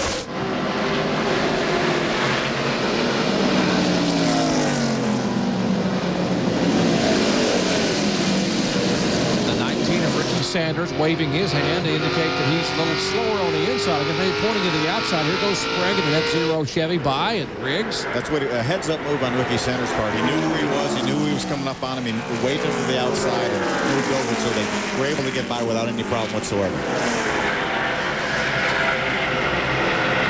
That's a 0. They're going by there. Lonnie Richardson out of Paris, Texas.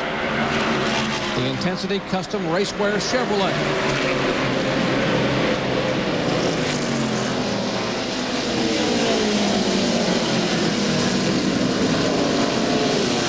This is the 5th race of the year for the NASCAR Craftsman trucks. Travis Quapple had never been to Daytona or Homestead or Mesa Marin or Martinsville, but he has been to this racetrack.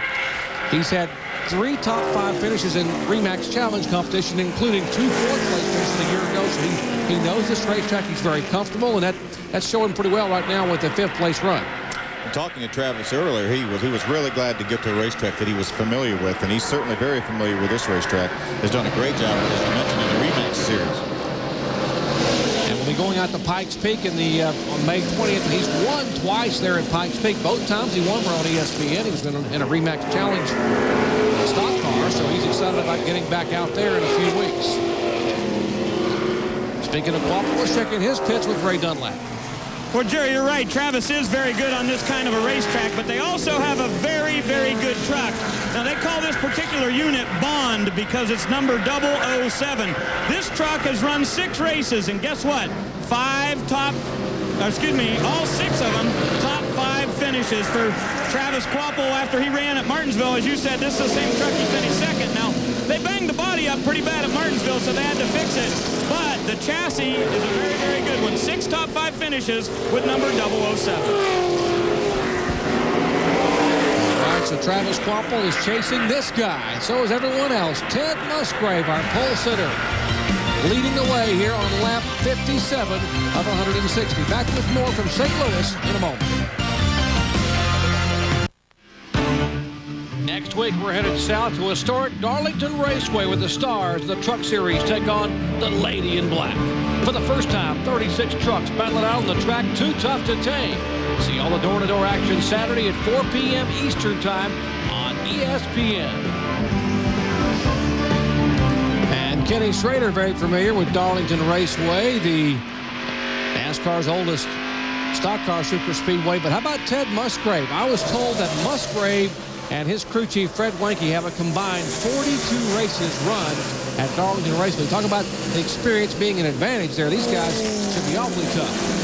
Ted Musgrave is really, really good at Darlington. He actually finished second in a Winston Cup car at Darlington, so he's got a lot of experience. There he is getting by Kenny Schrader to actually put Kenny a lap down.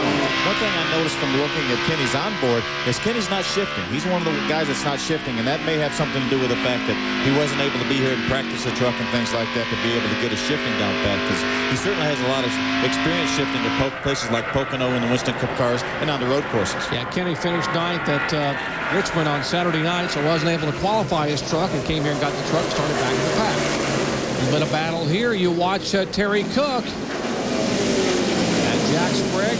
Sprague to 24, Cook to 29. That's Chevrolet and Ford. They are battling for second position.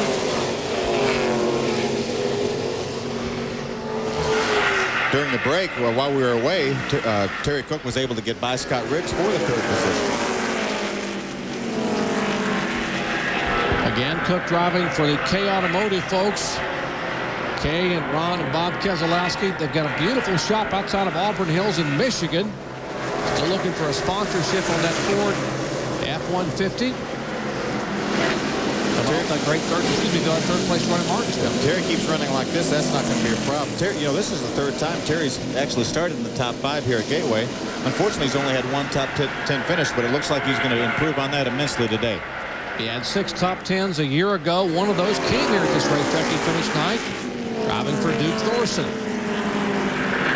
They go meet Chuck Hosfeld. Good to see Jack Roush getting sponsorship on the side of that car, that truck for Hosfeld.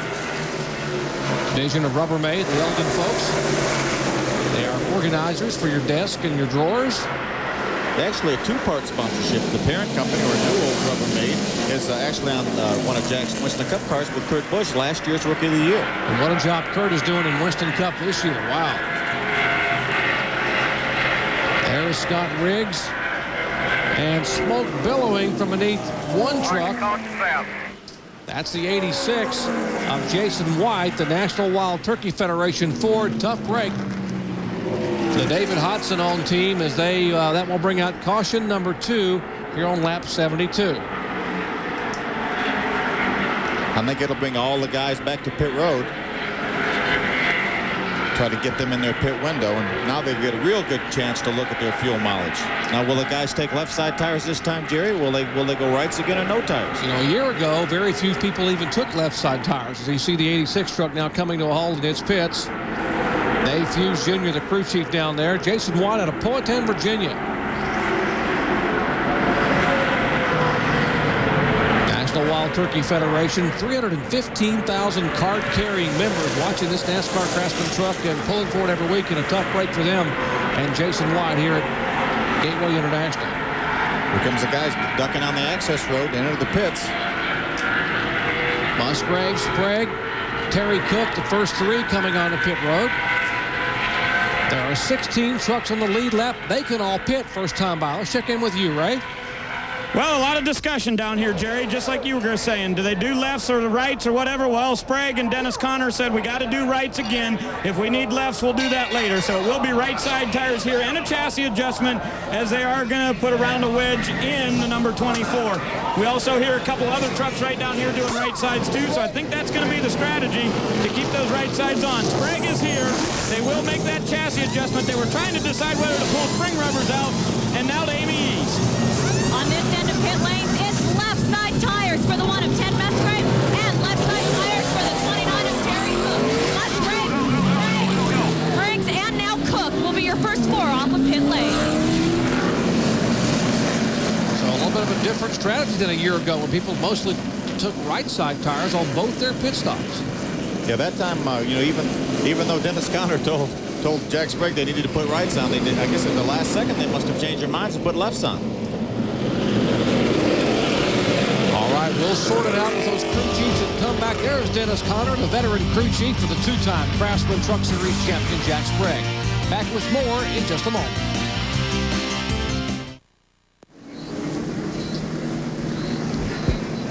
Back at Gateway International Raceway, working caution number 2 of the day. Jason White's machine having some motor problems. Let's check in the pits with Ray Dunlap. Ray? Well, Jerry, we wonder what the strategy is down here for Jack Sprague. Dennis, I figured everybody was going with rights there, then you fooled me and went with lefts. What's the plan there? You trying to make the truck better for Jack? We're definitely trying to make the truck better. It was awful loose. Actually, just when the caution came out, it's what changed our minds. I think everybody on pit road planned not to put left sides on, but you can't go from here till the end of the race, so why use up your rights when you know you got to stop again. So what about fuel mileage? Where's that play out now with the caution where it fell? Like I said, we can't go the rest of the way. We can go to probably 145, 150. Okay, so we got one more stop coming up for sure, and we're about ready to go back to green, guys. Getting set for the restart here on lap 79. We are 1 lap away from halfway in the Ram Tough 200 at Gateway International. Ted Musgrave again against Jack Sprague, won the race off pit road. Ted Musgrave going to pass him again on the outside. He actually did it in turn 1 and 2 this time. Last time he did it in turn 3 and 4. He just joined us. Ted Musgrave is double shifting. He shifts down in the 3rd gear going into 1, up into 4th in the back stretch, down in the 3rd here in turns 3 and 4. And just coming out of 4, about there, he goes back into 4th gear. It's certainly working well for him, and it doesn't seem like he wants anyone else to lead very much either.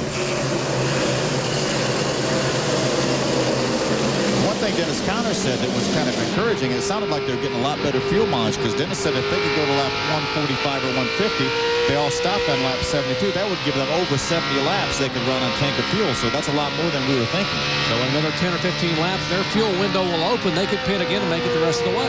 If the caution would come out in another 15 or 20 laps, then they'll all stop, and at least Dennis Conner and Jack Sprague will be able to go the rest of the way, and I'm sure Ricky Hendrick would be in the same boat. Here we see Scott Riggs moving on the inside. Dodge of Scott Riggs is motoring on the inside there for Jack Sprague, and looks like he won't take the spot away. Down in turn 1, here comes Terry Cook, battling for 3rd position. Sprague closes the door, but now Cook will try to make a move.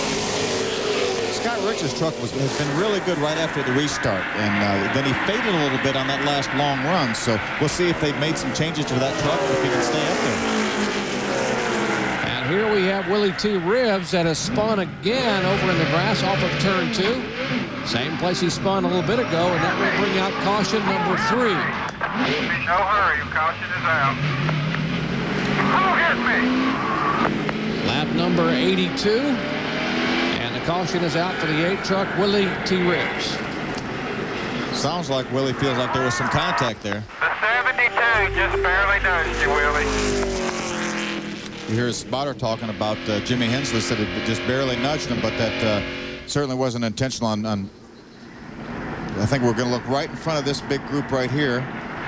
You see Coy Gibbs in the 20 truck slow down. There's the 72 right behind Willie T. So I'm sure knowing Jimmy Hensley, that was certainly incidental and unfortunate and contact. Willie, so just calm down. Everything's fine.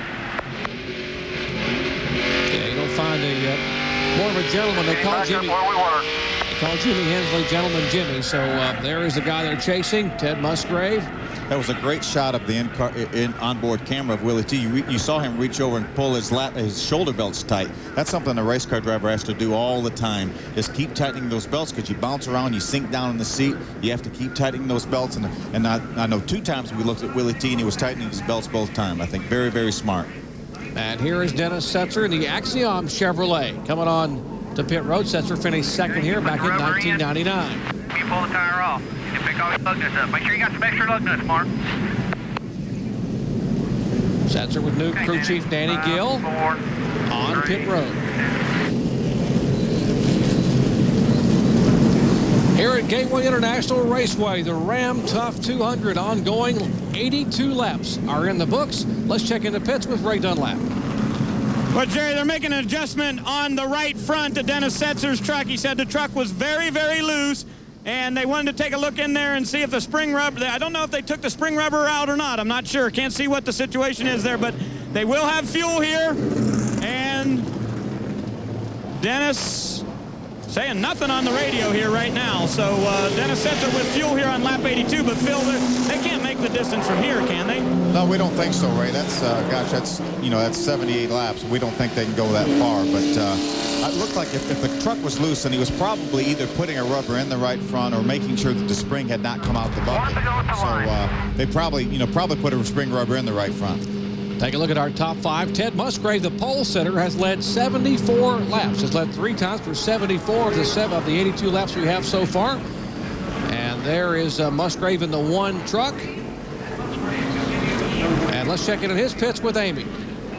Here with crew chief Fred Wanke. Fred, it looked like you guys were going to come in, maybe possibly take some right sides, and then decided to stay out. When will you need to bring that Mopar Dodge down pit lane? Well, it was borderline, and right now it wasn't worth the gamble. We're figuring somewhere around 72 to 75 laps. It just wasn't worth it for right now. Ted's doing such a good job. It's running so good. It's whenever it's running that good, you just got to stay out and leave it alone, basically. So you heard it. He said about 75 laps. So we're again thinking in that same pit window that Dennis Connor said, somewhere around lap 145. We are working caution for the 3rd time today. Willie T. Ribbs in the Dodge, spinning off of turn 2. Got a bit of a nudge from Jimmy Hensley from behind. And Ribbs spun around. That produced a caution flag for the 3rd time today here at Gateway International Raceway.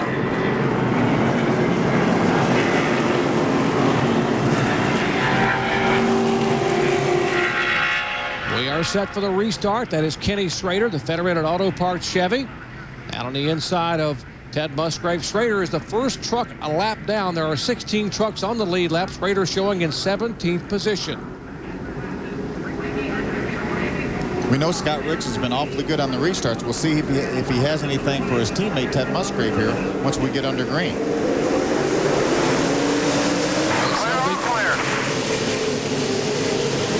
Restart lap 85. Roy Selby waving the green flag once again. But Ted Musgrave's pretty good on the restarts too, Jerry. Musgrave, Riggs, Sprague, Cook, Quapple. That's a top 5. Then Ruttman is 6th. Good run for Rick Crawford back in 7th spot. How about the effort for the rookie driver, Matt Crafton, in 8th position. A lot of traffic back here for Willie T. You see Billy Bigley in the Spears truck, at the blue truck right in front of him. Ricky Sanders on the inside in the 19 truck. You hear Willie T. You could hear him downshifting going into turn 1. He's one of the ones, obviously one of the guys that is shifting. Yeah, the 50 truck got a little bit loose off turn 2 there. We're looking from Jen Engelbright's on board, the Jelly Belly on board. Here's a pass for the lead, Scott Riggs. And Riggs very loose, got the truck loose at the bottom of the racetrack, held on, slid up across in front of Ted Musgrave. And Riggs will lead that lap by. That's the first lap he has led today. I wonder if that's a situation that is, since Ted Musgrave was Scott Riggs' teammate, did he let him go by to get the 5 bonus points? We'll see now. If Scott moves over and lets Ted go right back by, then we know it was a planned deal. Remember, Riggs is the points leader by just 27 points over Joe Ruttman entering here. Watch this move again by Riggs. Actually, it looked like Ted Musgrave might have wiggled a little bit and slid up high, and that's what allowed Scott Riggs to get to the inside. And here we go back. Scott Riggs' lead is pretty short-lived. Yeah, he led his lap. Throw your mirror up. Let's go on now. That's game work, boys. Yeah, you hear Eddie Thraft. What's that tell you? Actually, that might have been Jimmy Smith, the truck owner. He said that was great teamwork there. So it looks like that might have been a deal where let's let Scott Riggs. He's leading the points. Let's let him get his 5 bonus points. Then we'll go back to racing. Musgrave has led 78 laps 4 different times. There have been 3 leaders, 6 lead changes. Lap 88 of 160, well past now the halfway point. It's very close now to the pit window. If a caution would come out now, a lot of the guys, we think, obviously Jack Sprague and Ted Musgrave are 2 of the ones that we feel like will go the rest of the way. 538. Well, they continue to chase Ted Musgrave. Riggs, his teammate, is behind him. Then comes the first Chevrolet. That is Jack Sprague, the Ford of Cook, and the Chevy of Quapple. Welcome back to St. Louis, Missouri, the Gateway International Raceway, hosting the NASCAR Craftsman Truck Series. I'm Jerry Punch, along with Phil Parsons, Amy East, and Ray Dunlap. Pretty good rookie efforts going on here, Phil. Great rookie battle. You see the 17 truck on the right side of your screen. That's Ricky Hendrick. He's in the 9th position. Behind him, Nathan Hosli in the 99 and the 10th. Then you have Billy Bigley in the 75, the blue and white truck, and the bright yellow truck of Matt Crafton, the 88, in 12th position. So you have a bunch of rookies there. You go 3 wide going down in turn 1. Billy Bigley on the inside. Nathan Hosli wisely back up the throttle, let him get in. But a great job these rookies are doing. Anywhere from back 9th back to 12th position. And you saw our Rebus's Rookie of the Year point standings with Ricky Hendrick, a slim 6-point lead over Quapple, and Hosli back in 3rd. Right along with Kenny Schrader's Federated Auto Parts onboard camera. Take a look back at the reigning Gatorade All-Pro Series champion, Billy Bigley. People may wonder why Kenny Schrader's here running this truck after racing in Richmond last night. He's probably going to race tonight somewhere. I wouldn't doubt it. Kenny, of course, from Missouri, and anytime he can get back to his home state, he will come back to race. They run over to Peevely every now and then when they run races. It's a racetrack he owns up here in Missouri. Great run, by the way, for Kenny Schrader in the M&M's Pontiac. Came from 21st starting spot to finish 9th at Richmond on Saturday night. So they're really getting it done there. Really has helped them when they added the team car of Johnny Benson. They've also had a great year. Absolutely. Battle for 5th position, Travis Quapple, another rookie. And back behind him is Rick Crawford. Started back in the 14th position, has moved all the way up to 6th, so that's a pretty good gain for Rick Crawford. Now let's check in the Travis Quapple pits. Ray Dunlap. Well, Jerry, just a little bit loose for Travis Quapple, and they've been adjusting on that truck on the pit stops. I just talked with Rick Rand, the crew chief. He said he's making minor adjustments, trying to change it just a little bit because they don't want to go too far because this racetrack could change in the latter part of this as it starts to get to darkness here and cools off. So he doesn't want to make too big of the changes on that truck. I said, do you have anything for the guys up front? He said, maybe for Cook or Sprague, but certainly not for the Dodges. Hasn't led a lap, currently in 5th position. Is up as high as 4th on lap 28. Back in 9th spot on lap 12. And right behind him, the Milwaukee Electric Tools Ford. Rick Crawford in 6th spot. That's the 14 truck. And back up front there is Ted Musgrave. Has led 87 laps of 96, which are complete here at Gateway International. Back with more coverage of NASCAR Craftsman truck action in a moment.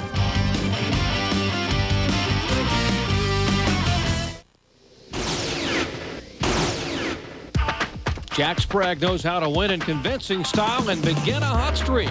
Last year he dominated here at Gateway, then went on to win 2 of the next 3 races. Could he begin another winning trend here today? There's a look at Jack Sprague taking 2nd spot away from Scott Riggs, or trying to anyway. Paints down on the bottom of the racetrack. We mentioned Sprague dominated here a year ago, led 145, 160 laps, had led 66 laps the year before. A little wiggle by Scott Riggs over in turn 4 allowed Terry Cook to get inside in the 29 Ford truck. We mentioned earlier Scott Riggs really good on a restart, but then fades a little bit. So I'm sure they're working on that truck, and they won't get many more chances to make that truck better. Terry Cook able to go ahead and complete the pass, moved up to the 3rd position behind Jack Sprague in front of Scott Riggs. Sprague is taking the spot away. There's Terry Cook. There's Riggs. That is 2nd, 3rd, and 4th. Sprague, a 2-time NASCAR Craftsman Truck Series champion, 19 career victories, still looking for win number 20. And he has indeed been a Gateway giant.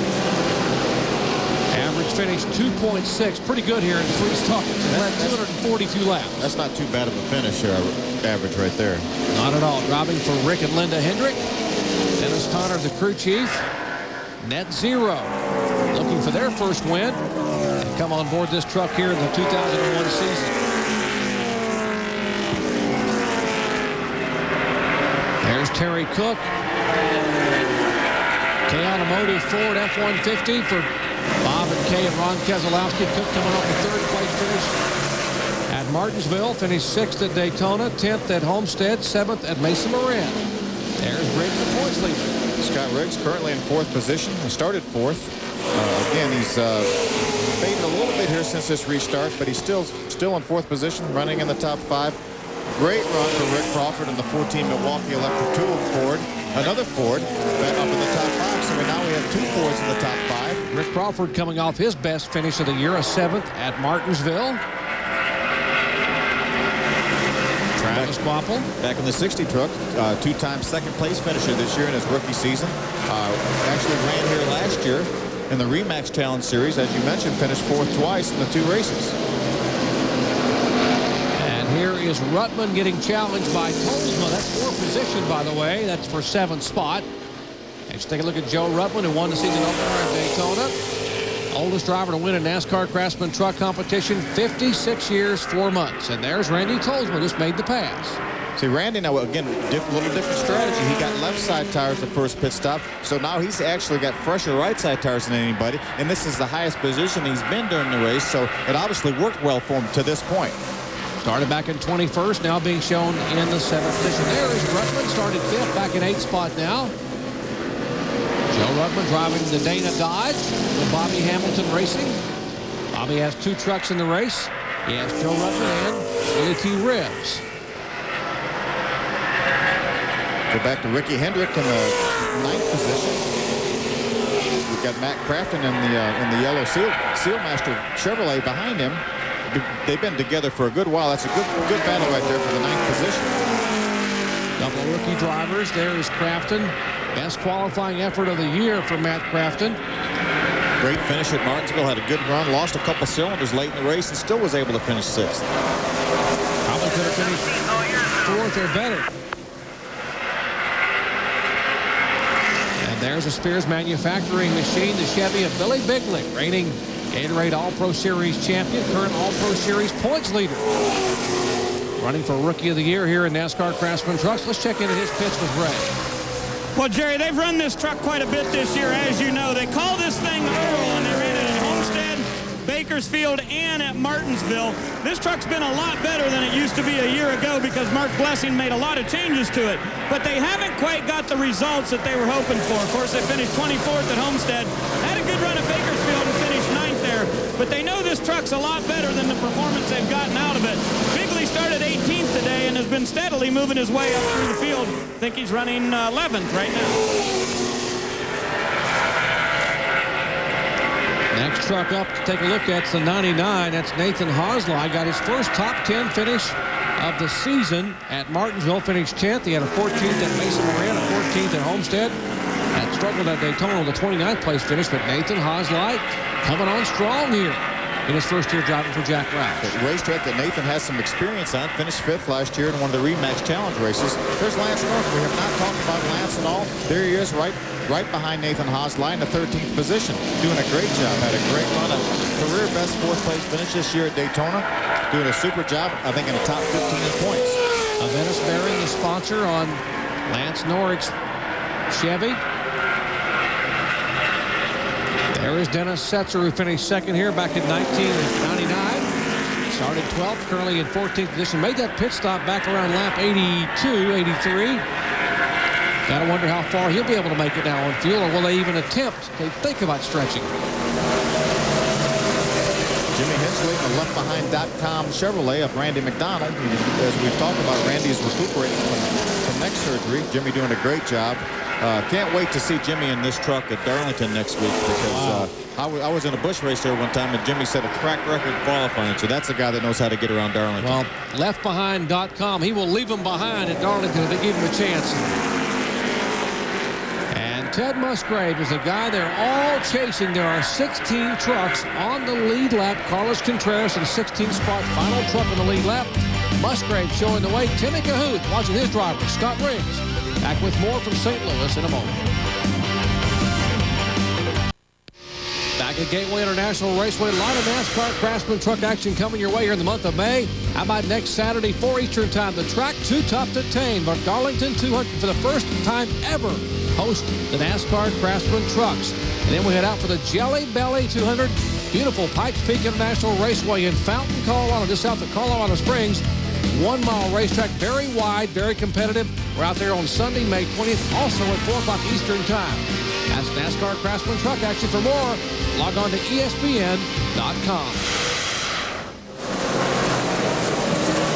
Here is Terry Cook on pit road, probably his final stop. Right, Amy? Well, not because they really expected it this soon. They had just got done saying in about 10 laps they thought he would come down pit lane, but he is saying the thing is sputtering and the fuel pressure gauge is reading almost down to 0, indicating that the truck is nearly out of fuel. So he brings his 29K automotive Ford down pit lane. He'll take right side tires and they will get as much fuel in as they can, hopefully 2 cans, but yes, they will go for the second can of fuel. He stalls it. He's gotten it fired. They'll give him a slight push stop, so this is a green flag stop for Terry Cook. Wow, they only ran about 50 laps, and of course the Ernie Elliott motor they got in there is awfully powerful, and horsepower makes them very thirsty. So you got to wonder, but that was way early. It really was. You got to wonder. Here comes Ted Musgrave, so apparently it wasn't that early. You have to wonder. I was going to say you had to wonder if maybe they didn't get a full on the previous pit stop. 4,000 second gear. 45 miles an hour, Ted Musgrave, the Mopar Dodge. Headed to you, Amy. Again, according to the calculations that crew chief Fred Wanke had told me, this is early, but they were very concerned when they heard that Cook was out of fuel. The crew was like, are you sure he's out of fuel? Are you sure? When they confirmed he was, they didn't want to take a chance. So they'll now bring their Mopar Dodge down, give him right side tires and 2 cans of fuel. You should be expecting the 2 truck of Scott Riggs, the 24, to also be making their way down pit lane. Great unlap.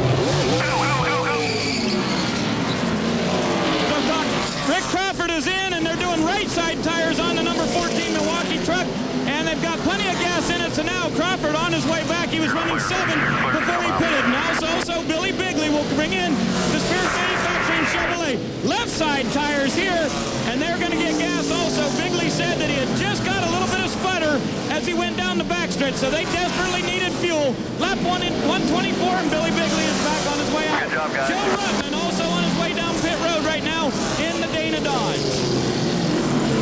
Joe Ruttman brings the 18, the Dana Dodge, the Bobby Hamilton-owned Dodge Ram pickup down.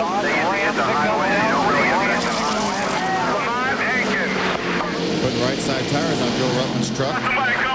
Here comes Jack Sprague down pit road. Amy, what's Jack going to do? Well, last year's winner is going to take 2 cans of fuel and right side tires for Jack Sprague as he makes his way down 30 miles an hour. He hits his pit stall, and he has 2 cans of fuel now going into his Chevrolet and right side tires, while the 2 truck of Scott Riggs is also in right behind him. The Ultra Bad Boys get right side tires and also make sure Scott is fueled up for the rest of this race. Well, 2 pretty good pit stops, Amy, but a great pit stop by Jack Sprague's crew. They've been having a great pit stop. And here's Ricky Hendrick, Ray. Right side tires for Ricky Hendrick here.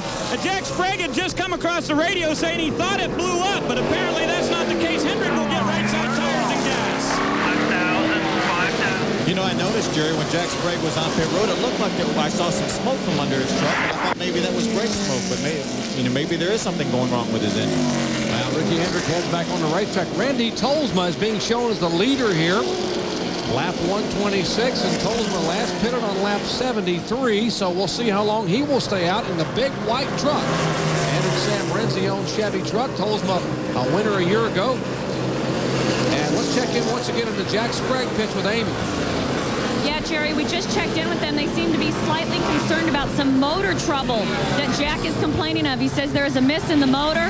They are talking it over with him to make sure that he does keep the Net Zero Chevrolet out there, but they are very concerned about some possible motor trouble on the 24 truck. You know, their last outing at Martinsville, they had engine trouble, which they never have with those B&R motors. They had a valve spring break on an exhaust valve, on 2 exhaust valves, and that caused the smoke back up into the intake area. They couldn't get the fuel flow right. He ended up having to park it. He ended up finishing back in 20th position, the first engine failure they've had in a long time for that Hendrick Motorsports team. Randy Tolsma is showing the way here as laps are winding down in the Ram Tough 200 at Gateway International Raceway. We'll wait for Tolsma's pit stop when we come back.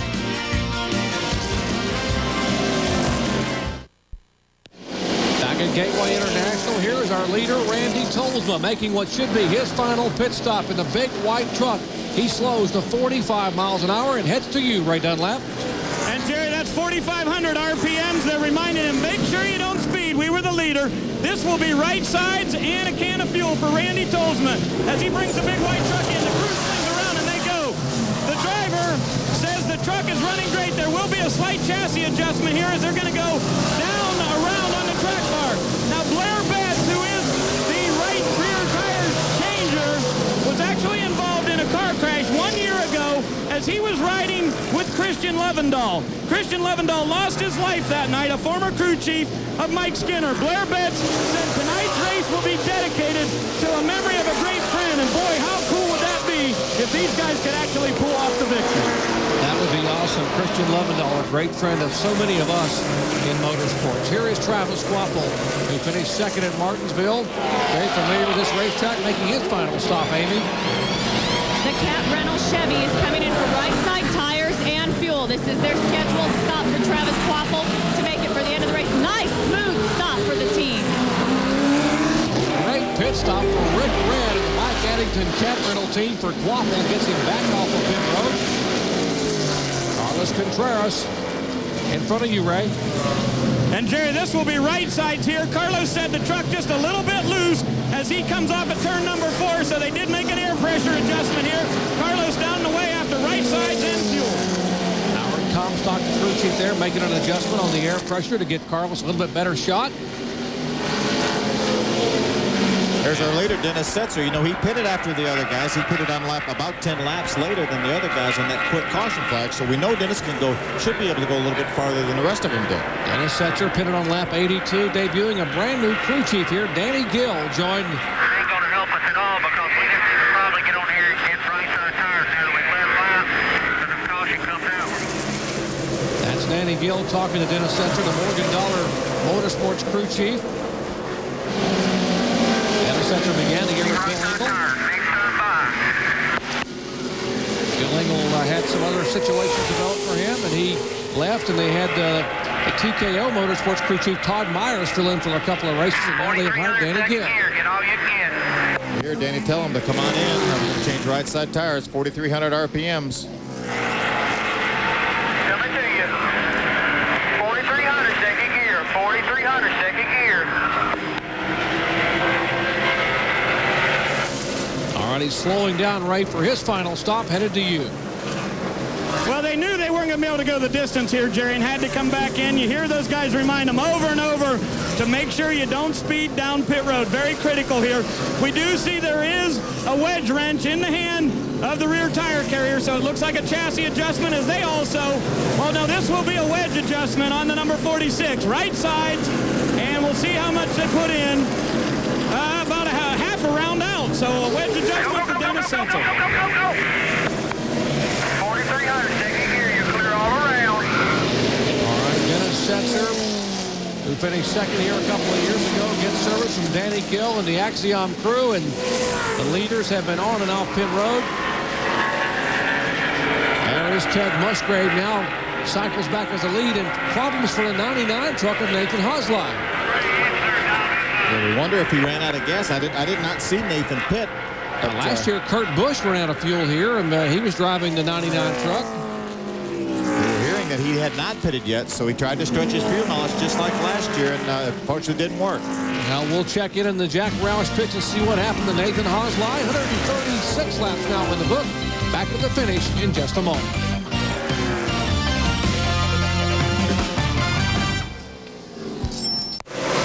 Gateway International Raceway. I'm Jerry Punch along with Phil Parsons, Amy Yeast, and Ray Dunlap. Glad to have you on board for the Ram Tough 200, fifth stop of the season in the NASCAR Craftsman Truck Series. There have been many talented people who work behind the scenes and behind the wall in this NASCAR series. Let's hear from one of this in this week's edition of the Craftsman Pit Profile.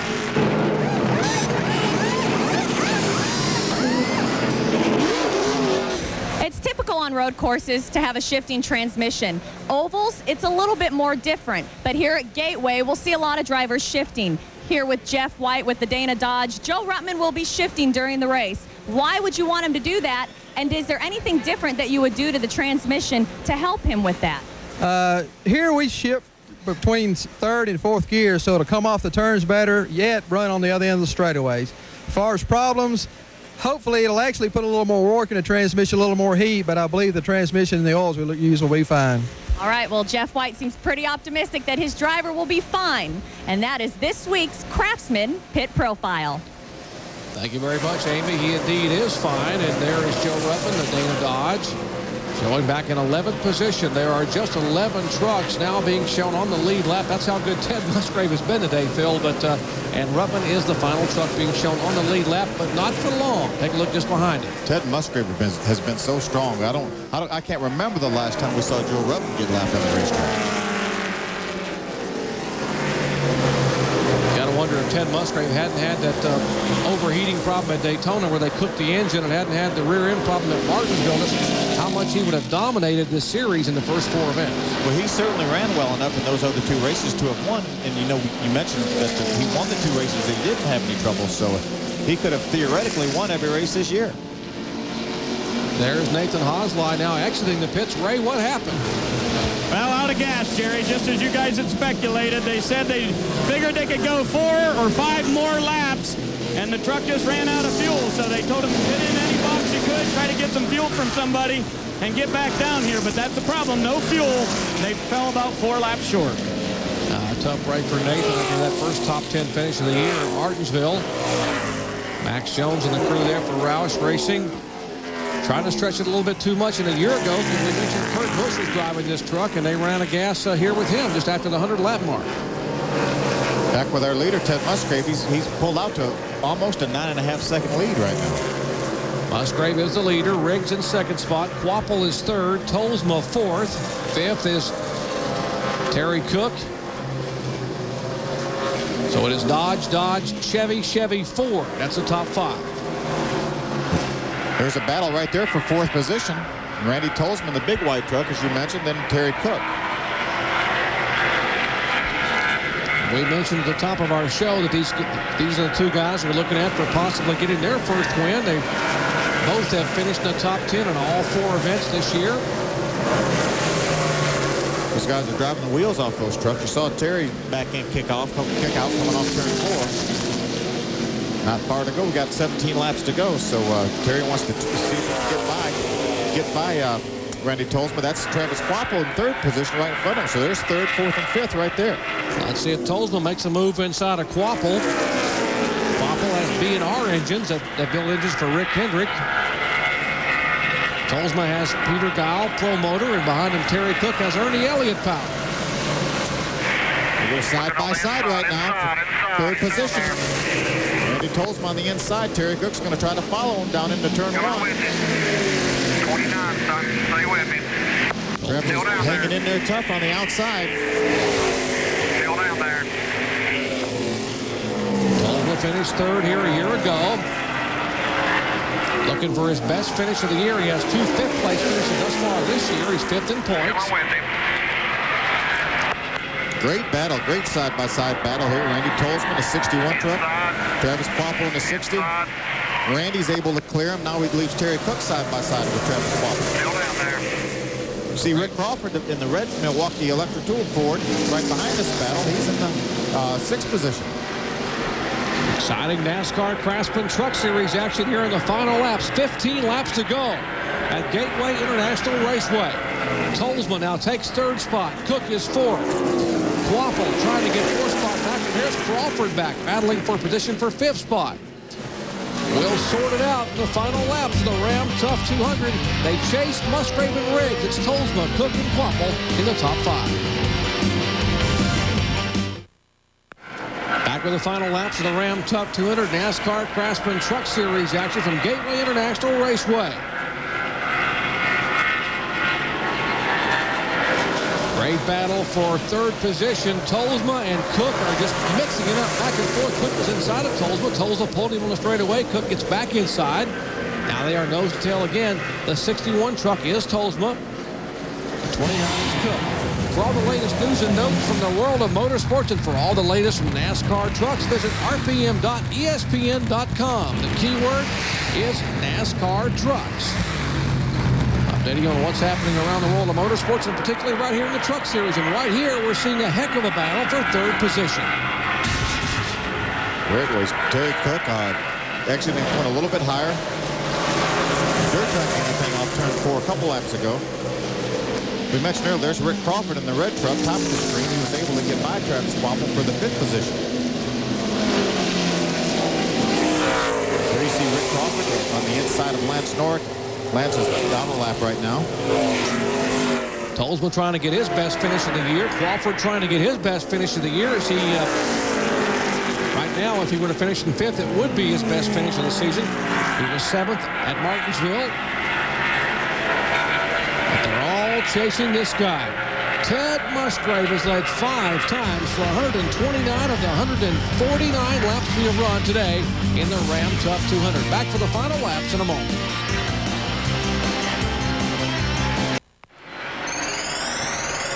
NASCAR racing on ESPN. We are the exclusive home of the NASCAR Craftsman Truck Series. Here in the final 10 laps, Ted Musgrave moves by Larry Gunsman, moves in on Ricky Hendrick.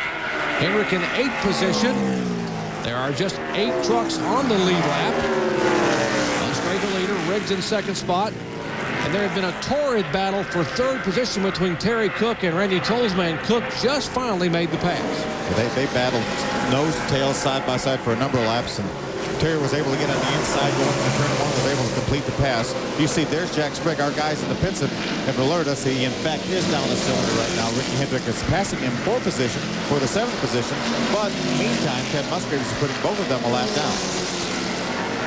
What a day Ted Musgrave has had on the Mopar Dodge. And here is Jim Engelbreit in the Jelly Belly Chevy. He is slow on the racetrack. He made it to the access road, the pit road, so that will not necessitate a caution flag. Yeah, see, he's really angry. Unfortunate, just this close to the end. 8 laps from the end. Tough break for Engelbreit, who's Jelly Belly Chevrolet making a 2nd start on the NASCAR Craftsman Truck Series for this 2001 season. Hopes to run 7 or 8 total this year.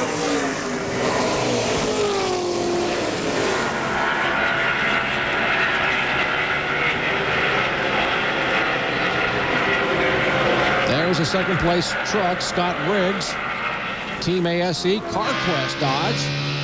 The Ultra Motorsports team, Kimmy Cahuth, the crew chief on this truck that won at Martinsville 4 weeks ago. It's the exact same truck. We've got Randy Tolsma on pit road in the big white truck. This has to be an unscheduled pit stop. Amy? It's completely unscheduled. He's taking right side tires, no fuel. He must have felt as though he had a tire going down. We're going to investigate this immediately and see what happened to what was going to be an excellent run for Randy Tolsma. And Tolsma would have finished no worse probably than 4th position, but apparently he had a tire going down. And we are being told now from the pits the right rear was indeed down on Tolsma's truck. So a tough break for Randy Tolsma. Meanwhile, the 4th place battle goes to Rick Crawford and Travis Quapple. Yeah, Rick inherited 4th position when Randy came to pit road, and they've had a torrid battle too, nose to tail, side by side for the 4th position right now. 5 laps to go. Rick Crawford, the short track ace. Milwaukee Electric Tools Ford. Ray Stonk is the crew chief. Rick Wynn preparing the 60 for rookie Travis Quapple. 1 truck length separating these 2. Ray Stonk has told me this morning that they had a pretty good truck with that Milwaukee Electric Tool truck. So, yeah, he certainly, there's Travis Quapple trying to move to the inside to go side by side. Tucks back in behind him. Rick Crawford driving for Tom Mitchell, who owns a truck Circle Bar Motel and RV Park in Azona, Texas. They got to be watching this one, jumping up and down and saying, "Come on, Rick." Possibly going to record his best finish of the year. They get better and better as the weeks go on. Already in the top 10 points, I think was 9th coming into this race, so he will probably move up for this finish. 10th at Daytona, 8th at Homestead, 7th at Martinsville, and may pull off a 4th place finish if he can hold off Quapple here today.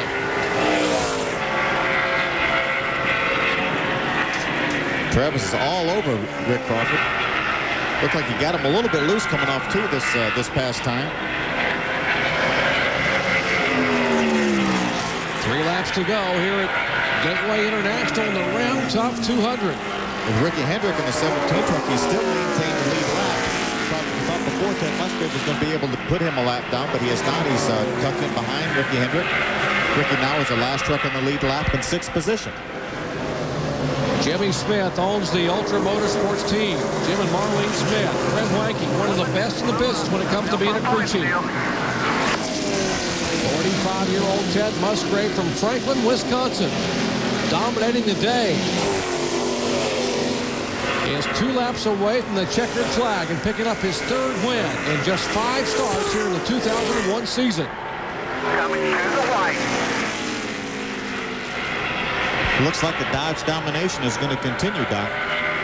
Well, they mentioned the rule change may make some changes here, and looks like the Fords were more competitive. The Chevrolets were strong, but no one can run with Ted Musgrave. Bring her home and get the speed of that Harley Davidson, pal. And of course, by winning from the pole, Craftsman puts up $10,000 for the crew. The Craftsman win from the pole bonus, thanks to the fine folks at Sears Craftsman. So Musgrave is less than a half a lap away from winning the lion's share of a $508,000 purse plus $10,000 from the folks at Craftsman. One more corner to negotiate, and it's all his. That's the way we do it now. Great job, Teddy. Great job, guys. And Ted Musgrave takes the win in the Ram Top 200. Two Harley Davidson. That sounds like Jimmy Smith. Ted Musgrave told me last night that Jimmy Smith said anybody that could start in the front row and win the race would get a new Harley Davidson motorcycle. So it looks like Ted Musgrave's going to be riding. And the battle for 4th is settled with Rick Crawford beating Travis Kvapil. There comes Tolsma across. He will finish back in 11th spot. So Musgrave takes the win. Rick's is 2nd. Terry Cook is 3rd. Crawford is 4th. Let's go down to the celebration.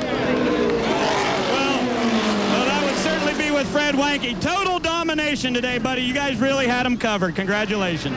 Oh, thank you very much. I'll tell you what, this is you know, we had a truck similar to this at Nazareth last year and we didn't win, and a couple of years ago with Jimmy Hensley at Louisville and we didn't win. It's just, this team just never gives up the Dodge people. I mean, they work so hard on the rule change and everything. They went to work right away. Ted, you know, he's just so smooth, so smart.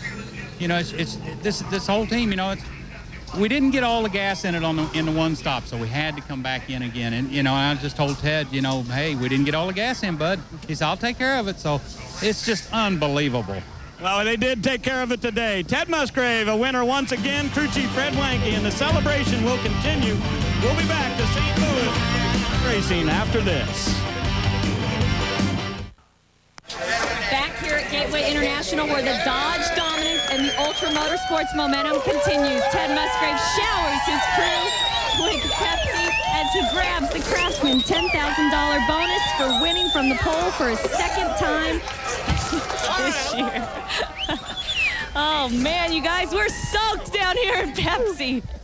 That was awesome. What a great run here with team owner Jim Smith, who's luckily enough here to see your driver win in the Truck Series. This is your 3rd victory, 2nd from the pole. You're so smooth. You were shifting one more time than the other drivers out there. What was your key to success here today? One of them's this guy right here, and right here. Here's 2 of them right here. This is the success right here. You got Jimmy Smith as the owner. You got Ray Richards that heads up this program. Dodge. I mean, this thing's just awesome. And, you know, but again, look back here. These guys put this thing together. They tune it up for me. I ask the first things, and they give it to me.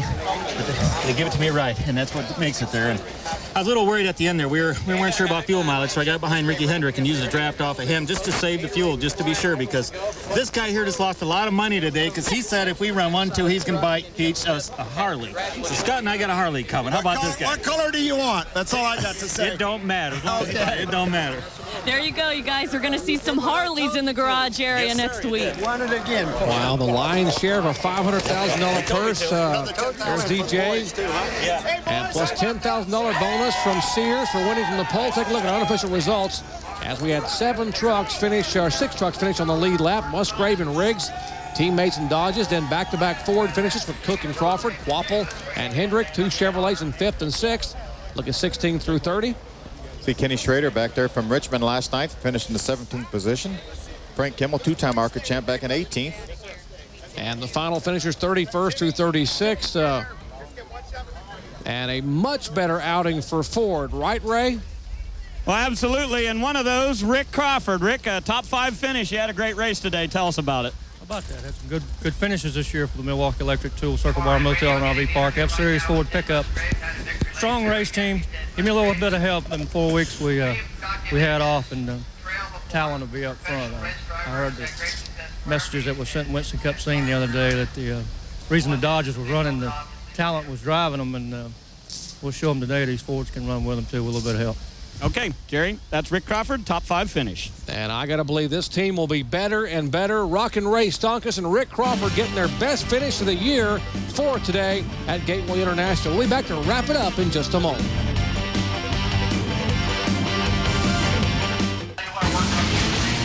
Our ESPN coverage of exciting NASCAR Craftsman Truck Series action from Gateway International has been brought to you by CarQuest Auto Parts. You'll find it at CarQuest. By brand name tires, oil changes, and more at your neighborhood Walmart Tire and Lube Express. And by Pure Later. Pure oil now, pure oil later. Let's go down where Ray is standing by with a very happy Terry Cook. Boy, he sure is, Jerry, because they posted their 5th top 10 of the season. Another great run, but I want to find out about what the rules change really did to the Fords here today. Well, you know, like I told everybody earlier, I don't think it made us, that much superior than anybody else, and obviously the Dodges are still extremely fast, but the Ford F-150 was awesome this weekend. I think, if anything, we, maybe need a little more front downforce. It seemed like I could run anybody down at will, but as soon as I got to him, it was just a dead push. We had a hard time passing anybody. But, we kind of wore him out, as I say. You just kind of stay in the rearview mirror long enough, and you get them too nervous, and eventually you're going to get by. But, another great run for the automotive Ford F-150. Big smile down here, guys, with another top 5. And let's show you the updated points after 5 of 24 events. Scott Riggs extends his point lead to 75 points over Joe Rubman. Terry Cook is third. Hendrick. Ted Musgrave moves to 5th. Tolzman, by virtue of that late pit stop, moves back to 6th spot. Wappel, Sprague, Crawford, and Coy Gibbs hangs on to a top 10 spot in the NASCAR Craftsman Truck Series points. Well, next time, how about the track too tough to tame? The egg-shaped Lady in Black, Darlington Raceway in Darlington, South Carolina, 4 Eastern time next Saturday for the Darlington 200. And Phil, this is a pretty good race here, but we go to Darlington and Pikes Peak, 2 outstanding racetracks here in the month of May. They certainly are. I cannot wait to see these trucks at Darlington. That will be a fun show to watch. Well, for Ray Dunlap, Amy East, and Phil Parsons, I'm Jerry Punch. Once again, congratulating Ted Musgrave on his win in today's Ram Tough 200 presented by Pepsi. Remember, we go to Darlington next Saturday, May 12th at 4 o'clock Eastern time for the Darlington 200. This has been a presentation of ESPN, the worldwide leader in sports. For more, log on to ESPN.com. So long, everyone, from St. Louis. Luckily enough here in